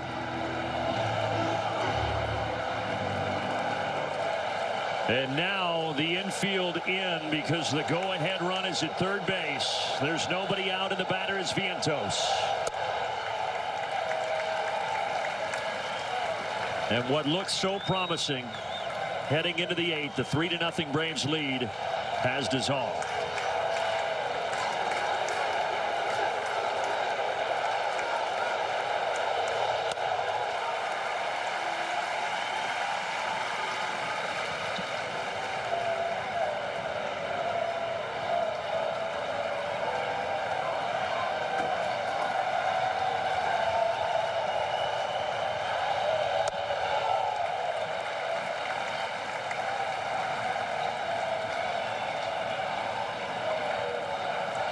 Been a good year for Vientos, 0 for 3 today, but 27 homers and 70 driven in. Out to center. Harris is there. Lindor at third will tag. Here's the throw. And the Mets have scored 4 in the 8th to take the lead.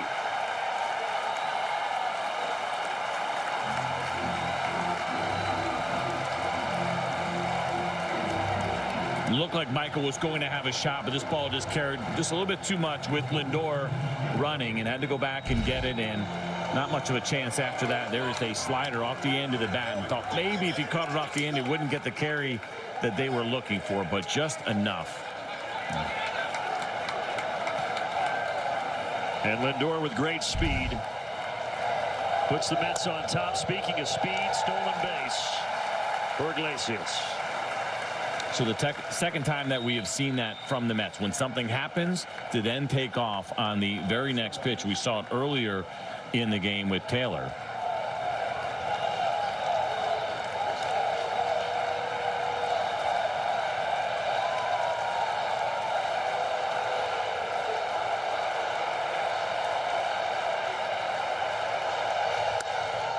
Downstairs to Brandon Nimmo.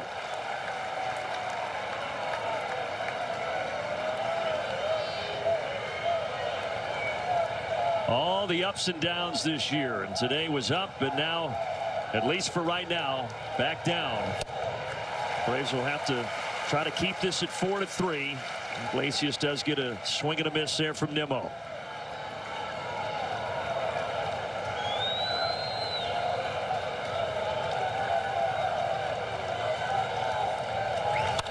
Ball is hit high and deep to right.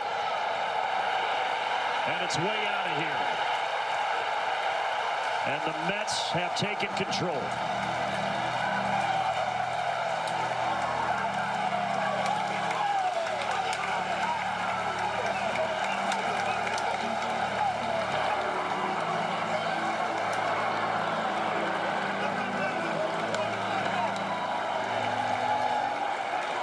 That's it for Iglesias. We'll be back.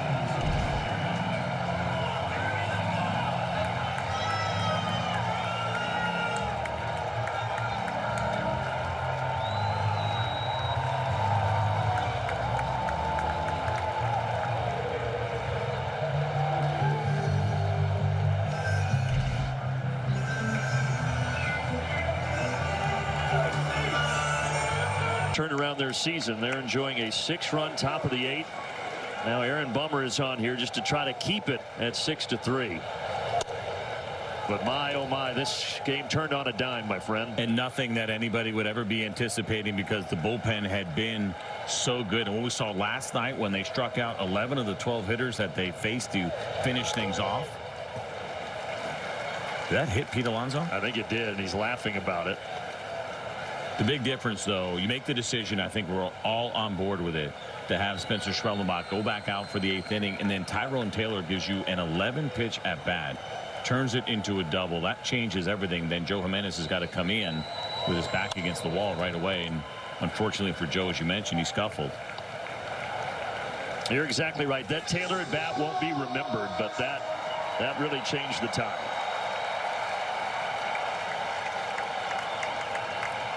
And the thing about getting Iglesias out of there, because if the Braves can't come back and win this one, is that you need him to have him. You need to have him available for the second game of the doubleheader now.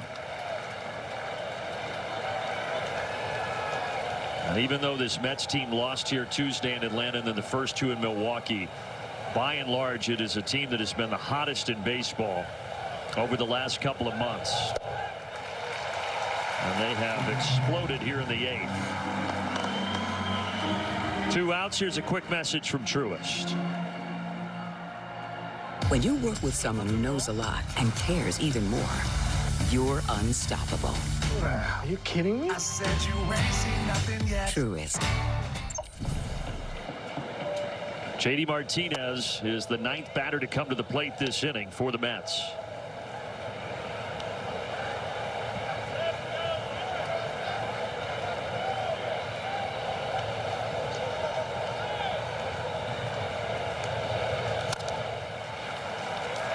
Go back to June, the Mets were 11 games under 500. Since then, 64-38, best in baseball. And that 65th win in that stretch, if they get it today, and there's still a long way to go with 6 outs for the Braves, but that would be their biggest. On the outside corner, 1-2.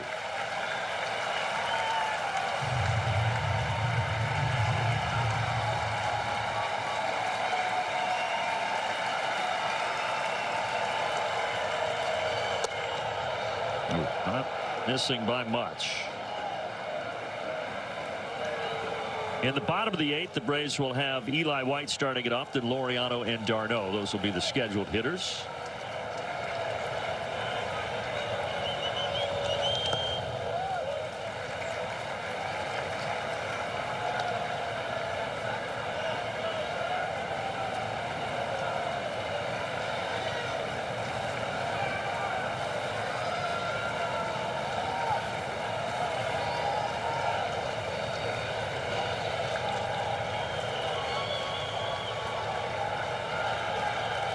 Bummer's payoff pitch misses inside. Mets bat around in the 8th inning. This is the man that started the mess, Tyrone Taylor.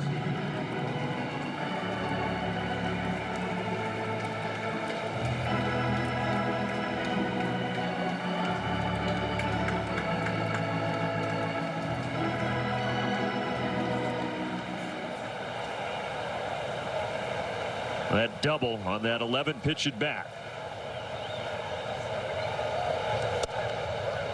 We just showed you Jorge Soler there with Eli White coming in for defense and playing right field. As it stands right now, that spot in the order is scheduled to lead things off, and so we'll see if Eli White gets that at bat or if the Braves will go to their bench.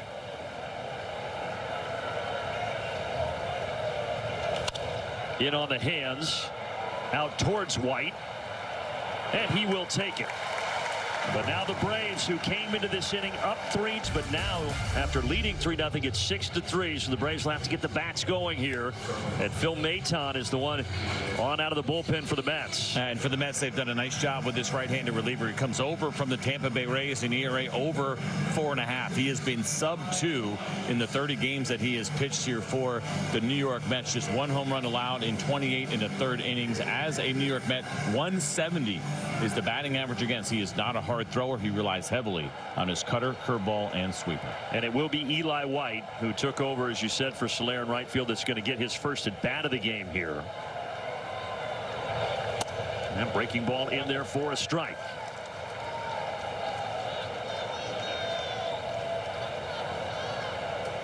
White, then Laureano, then d'Arnaud here in the bottom of the 8th for Atlanta.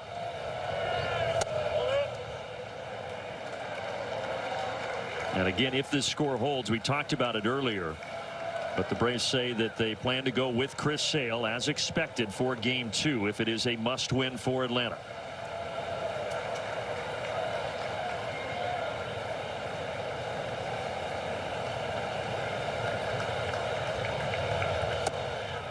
So Marte, who pinch hit, takes over in right field, and then Taylor moves over to center. And the Mets have also brought in Alvarez for defensive purposes at second base. That hit his bat or his hand? That definitely hit his hand. What they were asking was whether or not he swung at it. And there was a check, and I believe they said he did not swing at it. Let's see. Yeah, that catches the wrist. And did the barrel go around? That's pretty close. I think the Braves have broken a major league record this year for balls that have hit the hand and wrist area.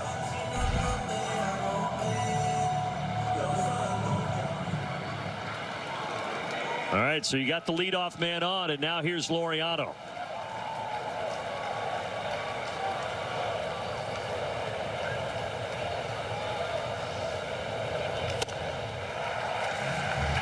Keep in mind what we talked about. Obviously, the Braves are down 3 here, so you're not going to be over aggressive. But for Alvarez behind the plate, he is not blocked well.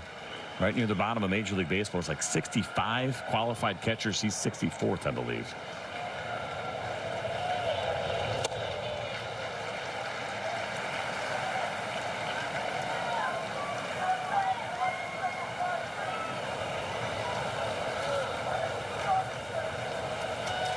Laureano, a pair of singles, and then that solo homer in the 6th inning.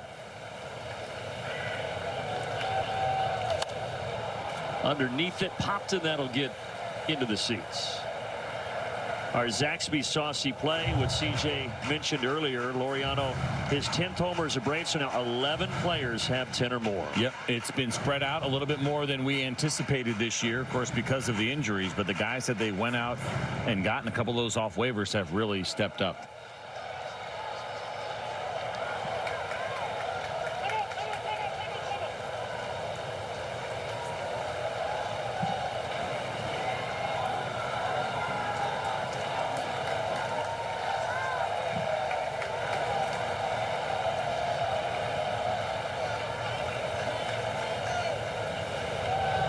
Laureano reaches for the 1-2, hits it to shallow right, and it hangs up in the air for Marte.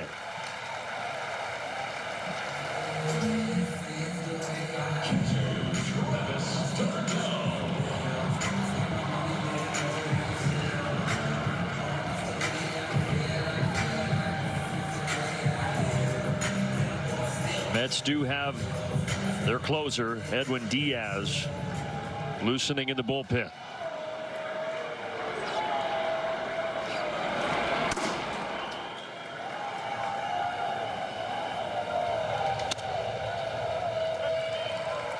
And they won't wait around either. I got to believe if you get the tying run either at the plate, obviously right now it is on deck, that they would not hesitate to make a move.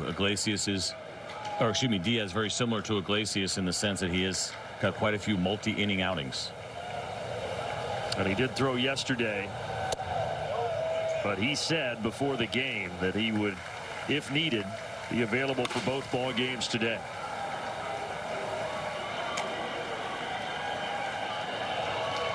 All hands on deck for both of these teams, both needing a win today to go to the postseason.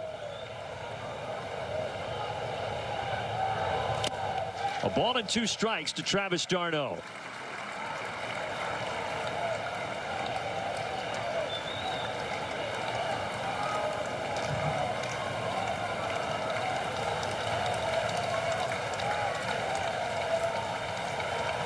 Maton delivers. d'Arnaud, little flare. That'll drop. Eli White will get to third. And the Braves have him at the corners.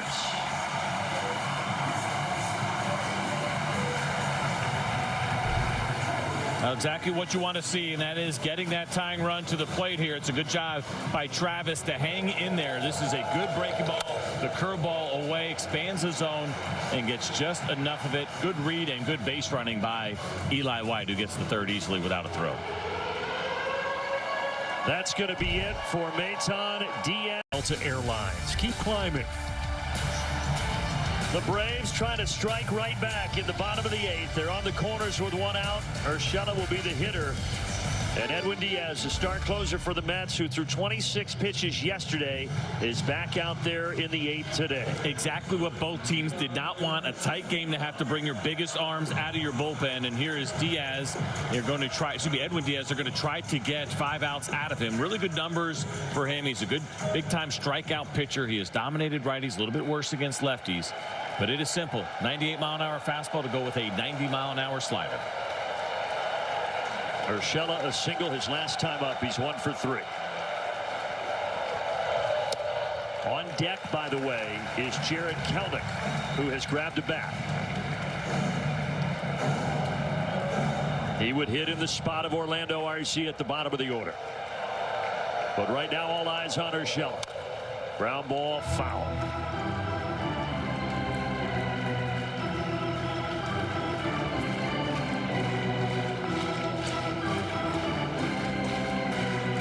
Diaz has only given up 1 run in his last 14 1/3 pitched. Right back to the mound. Throws to first. Little lob, but it does get the job done. Now you move d'Arnaud to second. So 2 in scoring position, and Kelenic to the plate. That's a good read by Eli White. Once you realize there's no shot at a double play, you do not want to run into and out at home there. Otherwise, that's probably where that throw would have gone. And Jarred Kelenic, it's been a minute since we have seen him, but you want the left-handed bat here against Diaz. He hasn't had a plate appearance in 13 days. And Alvarez is able to keep it in front, keep White at third. September 17th at Cincinnati. That's the last time Kelenic stepped up to the plate. He hasn't had a hit since September 8th, but he is called upon here in a huge spot.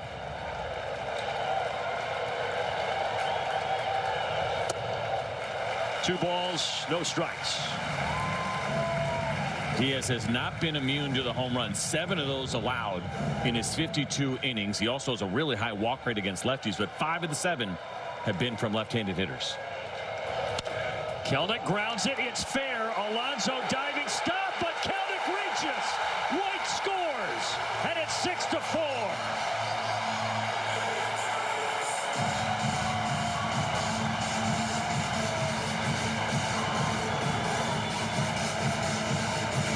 Now that'll work. Great hustle by Jarred Kelenic to make sure that he is there. A misplay by Edwin Diaz, who was just standing on the mound watching this play happen.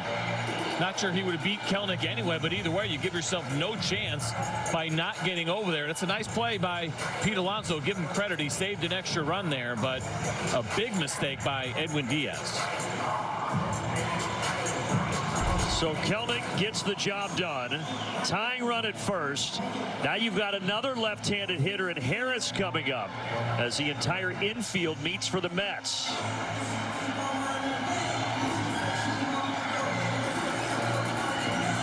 Boy, you wanted drama. You got it. This game had the Braves cruising along, up 3-0. Then the Mets get 6 in the top of the inning, and now the Braves one home and the tying run at first in the bottom of the 8th. Whit Merrifield is going to pinch run at first for Kelenic.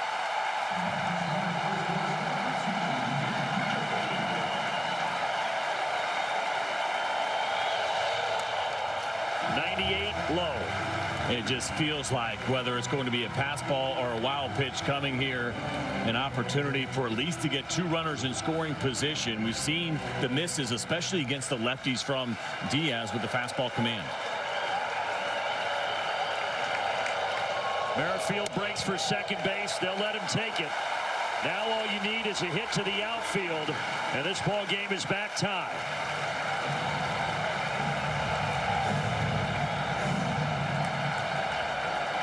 (2-0). 3-0.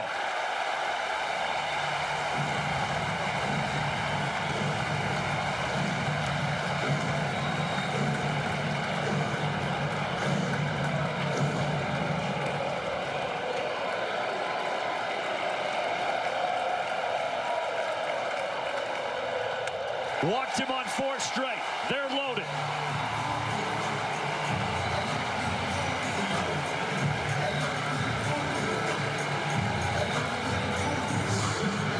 This is amazing how this ends up working out, that Ozzie not hitting left-handed right now. All of the issues for Diaz against left-handed hitters, the command issues, how he has gotten hit, but Ozzie's wrist is not right, so he is going to bat right-handed against Diaz. He had the homer back in the 3rd. That pitch is nowhere near.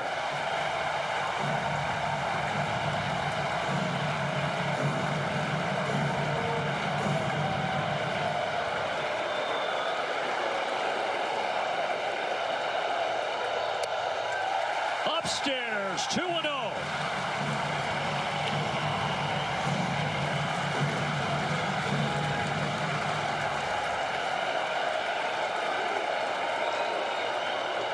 Ozzie swinging, got a 96-mile-per-hour fastball and fouls it off. Doesn't matter how many balls Edwin Diaz throws in a row. You see something that you like, you go after it.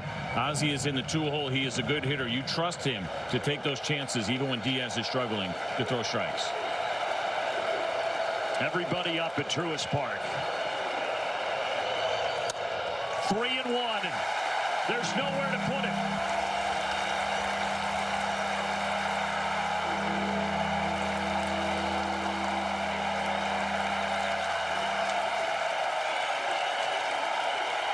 Buckle up. That ball is hit out to left. Nimmo is back. Let's go. The Braves are going to grab the lead back. Let's go!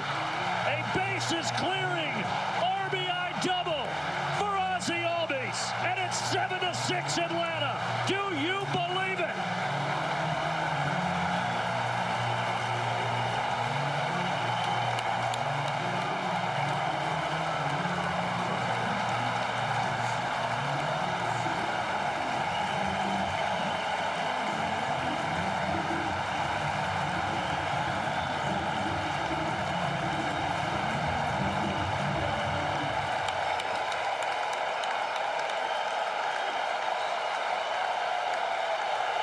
This place is as electric as it could possibly be after this swing.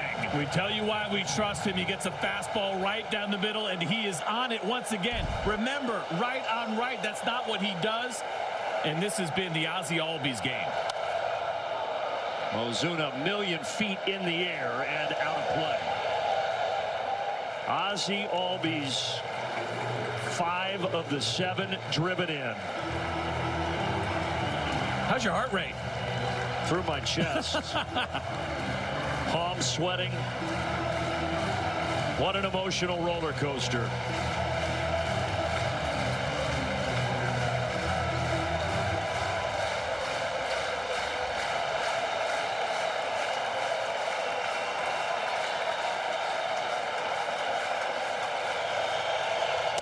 And that misses outside 2-1. So much like we saw with Brian Snitker when Iglesias ran into trouble, he got in out of there. Now they're pushing here with Diaz, and you're going to get to a point where he may not be available. You talked about it. He pitched yesterday. And the pitch count, while it's not a big one right now at 19, if there's another hitter, and it's going to be at least 20, that comes to the plate, that is going to present a real problem here for the New York Mets. So they've got Danny Young throwing. But yeah, Diaz 26 pitches yesterday. 2-2 to Ozuna. Outside.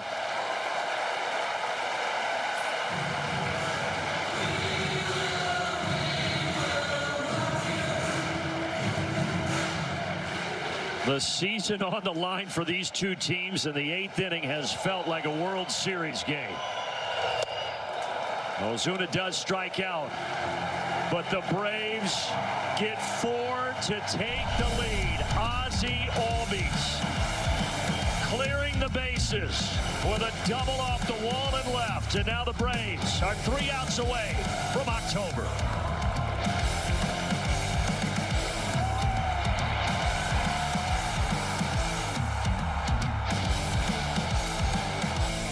You're asking guys to do things that maybe have not been the roles all year long. Certainly with Urshela, as you mentioned, the defensive alignment now, and Pierce Johnson. Now he does have a couple of saves. Of course, not the regular closer, really hasn't been in a big role consistently throughout his career, but he has the stuff to do it. What we have seen here lately with him, a little bit more usage of the fastball. He is a big-time curveball pitcher. We know it, one of the best in the game.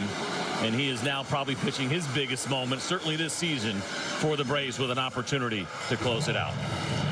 The last time Urshela has played short, by the way, you have to go back to May of 23, but he's a very good infielder. And then Witt now at the hot corner is a position that he is familiar with in his career, even though most of his career has been at second base. 10 runs scored in the 8th between these two teams, and now the drama in the 9th. Alvarez takes the ball upstairs.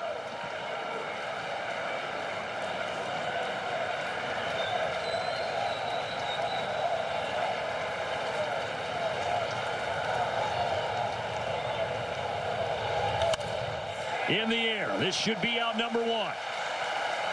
Whit Merrifield camps. He's got it.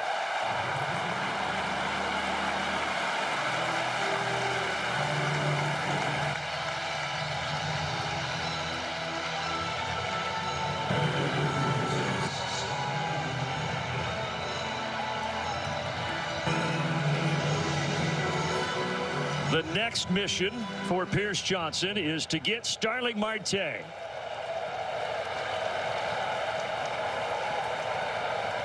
Marte had a big single last inning in that 6-run 8th for the Mets.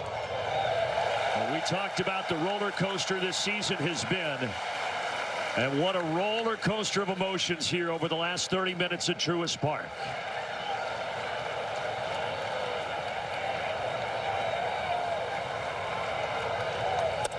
Low and away, 1-1.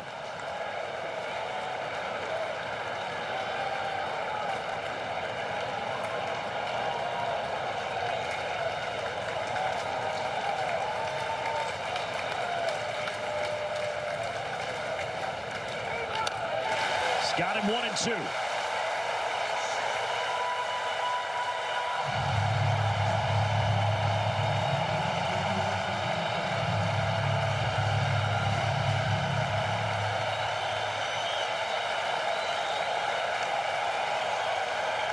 Pierce Johnson with a 1-2 offering. Ground ball, and it's up the middle. Urshela could not get to it, and the tying run is on base. Well, it wouldn't be Braves Mets without even more drama in the top of the 9th. And Marte getting to a breaking ball. We talked about it earlier. Right on right, very good on the slider, pretty good on the curveball as well. That is not a bad pitch at all from Pierce Johnson. He was just on it. And there's no way Urshela was going to get to it. Now, the other thing that Pierce does really well, it keeps the baseball on the ground. Does have 7 ground ball double plays behind him, but he is facing Lindor with the good wheels. Checking over at Marte, who's back safely. Again, a win for either of these teams, and they are in. A loss, and then you have to try to win game 2 to get into the postseason. Everything on the line today. In the air, out to right center. Michael Harris is going back. And it is out of here. Are you kidding me? The roller coaster ride continues, and Lindor puts the Mets back in front.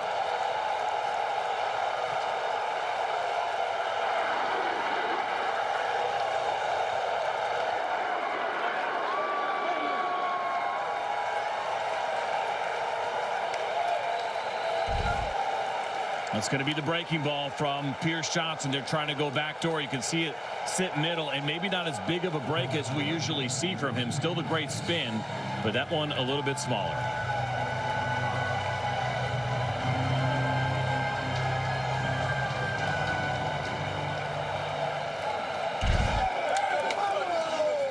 The improbability of this game is off the charts at this point. From 3-0 to down 6-3 to up 7-6, and now in the 9th with 1 out, Lindor hitting a 2-run homer to put the Mets back in the driver's seat.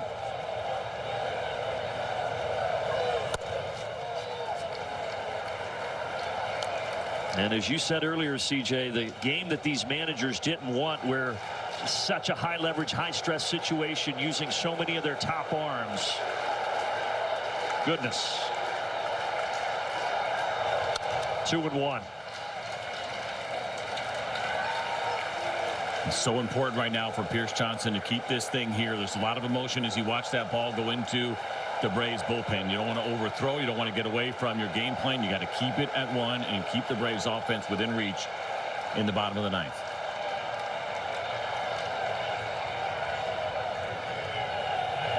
Ground ball. Pierce has it. And that'll be out 2.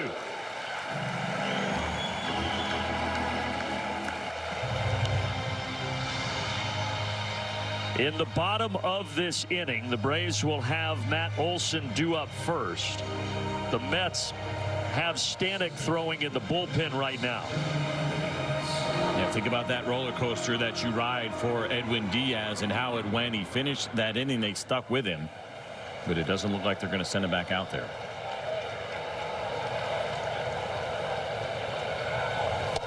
Eddie Alvarez, this is the guy who came in as a defensive replacement. And he has his first at bat here of the ball game right now.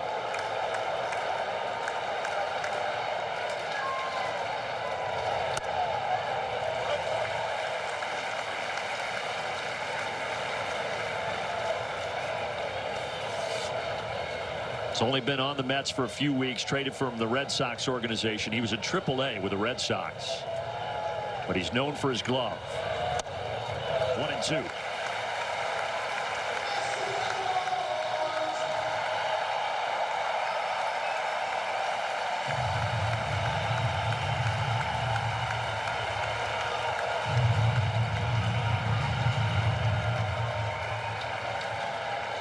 Pierce Johnson trying to send us to the bottom of the 9th. But Alvarez fights off the curveball.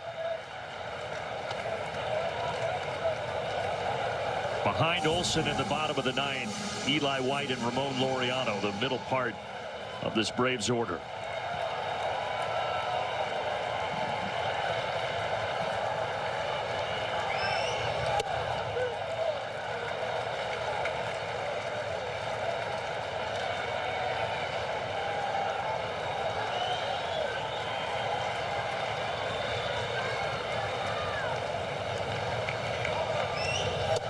Outside, 3-2.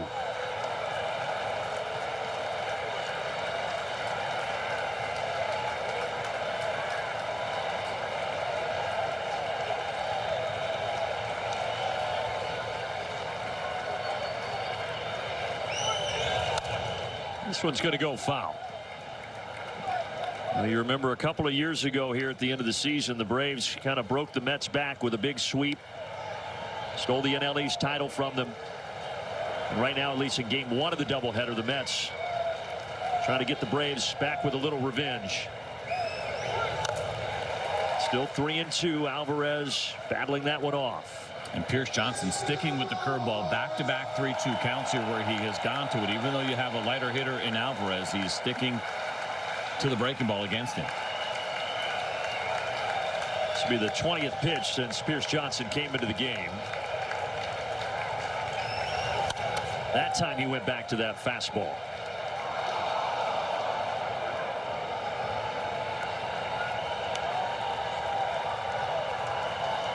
Alvarez, many people know the story, but former speed skater, Olympic speed skater, but now 34 years old, Major League Baseball player, awaiting a payoff pitch from Pierce Johnson, and he struck him out.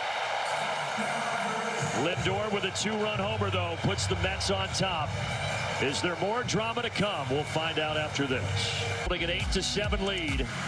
Matt Olson will lead off the bottom of the ninth, and the Mets, CJ, are going to stick with Edwin Diaz. Yeah, a little bit surprising. Obviously, we have that phrase talking about riding with the guys that have gotten you there, even though he struggled in the last inning. He, of course, is their best arm, and we'll see if he can regain that command. But again, left-handed hitter. It's a good matchup. The first pitch, though, popped up. Lindor waving his arms and bringing it in. Matt Olson frustrated, and now the Braves down to 2 outs. His season high for Diaz is 30 pitches. Again, he threw 26 yesterday. He's at 22 right now. But these are uncharted waters, uncharted times with this doubleheader on a day where nobody is supposed to be playing baseball, with the postseason starting tomorrow.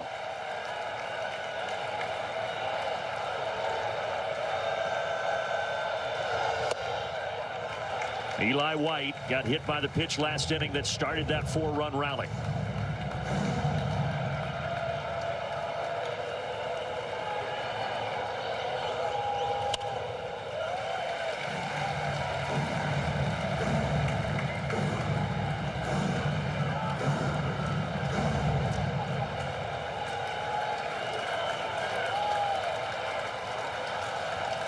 One-two, got a piece. And to think that these two teams are going to turn around and do this again in 40 minutes after this one's over. Yeah, we'll see how it finishes out and who is going to have to deal with the emotion of this game more than the other.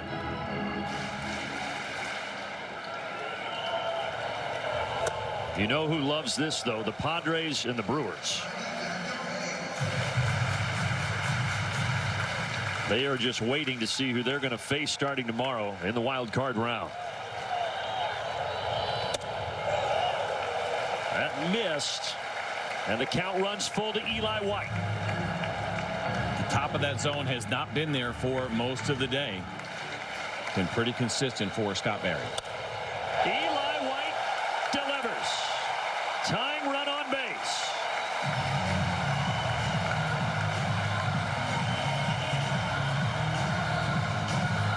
Well, he started the rally in the 8th inning, and perhaps for Eli White starting another one here in the 9th inning. What an excellent job of staying in there against the Diaz slider and turning that one into a base hit. And so now you got great speed over at first base. Are they going to take him out?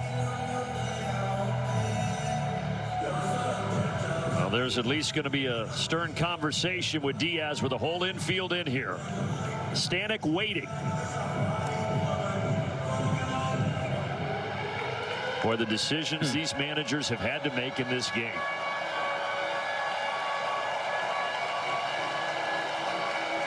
Nope, they're staying with their star closer. Carlos Mendoza, first year as a major league manager for him. He hasn't managed in a game like this until now.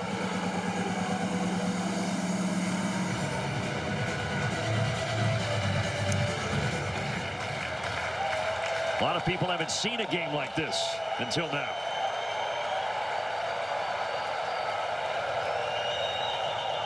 Laureano just foul.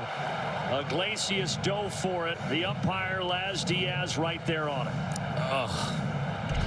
So close here, and you got Iglesias pretty close to the bag, and that is a good call and a good job by Laz Diaz to get it right.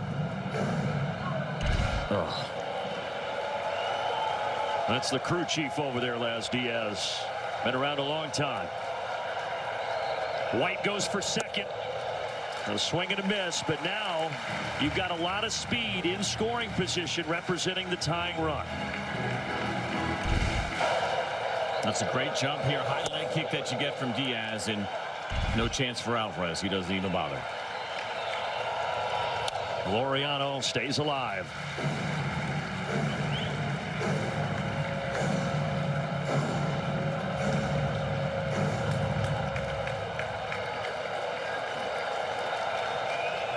Oh, 2. Another foul ball. With every pitch, somehow the drama builds, and there's more sweat on the palms and on the shirt. It is tense here in Atlanta right now.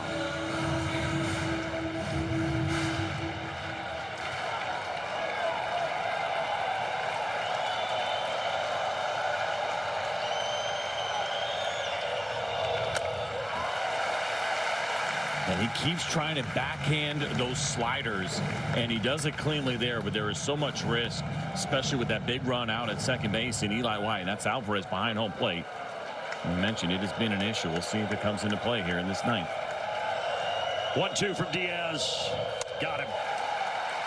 Went back to the slider. 2 away. That's the good one there, where it starts in the middle of the zone. It's such a dominating pitch for Edwin Diaz.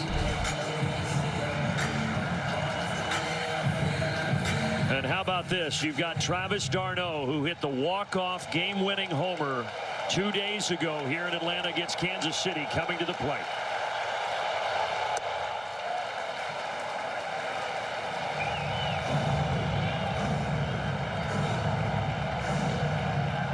If you're a Braves or Mets fan, this is torture. If you're a casual fan of baseball, what an incredible game.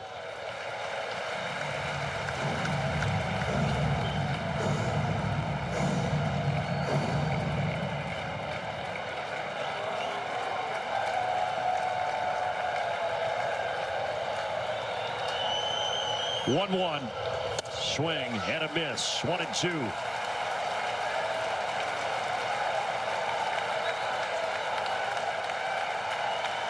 The Mets are 1 strike away from getting into the postseason. Downstairs, he's sticking with that slider.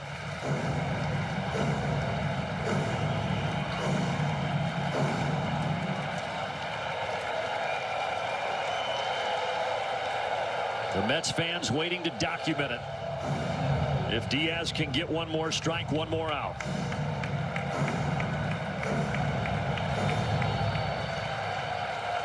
Braves hoping to document something different. 2-2. Ground ball to short. Lindor has it. And the New York Mets are headed to the postseason. A heartbreaker.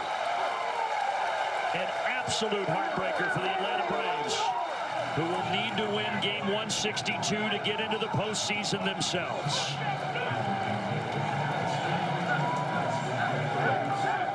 CJ, that was a roller coaster ride unlike any other. Let's make it a little bit easier in game 2. Certainly for the New York Mets celebrating now. Game 2 is going to mean absolutely nothing to them. But the Braves got to be careful. Assume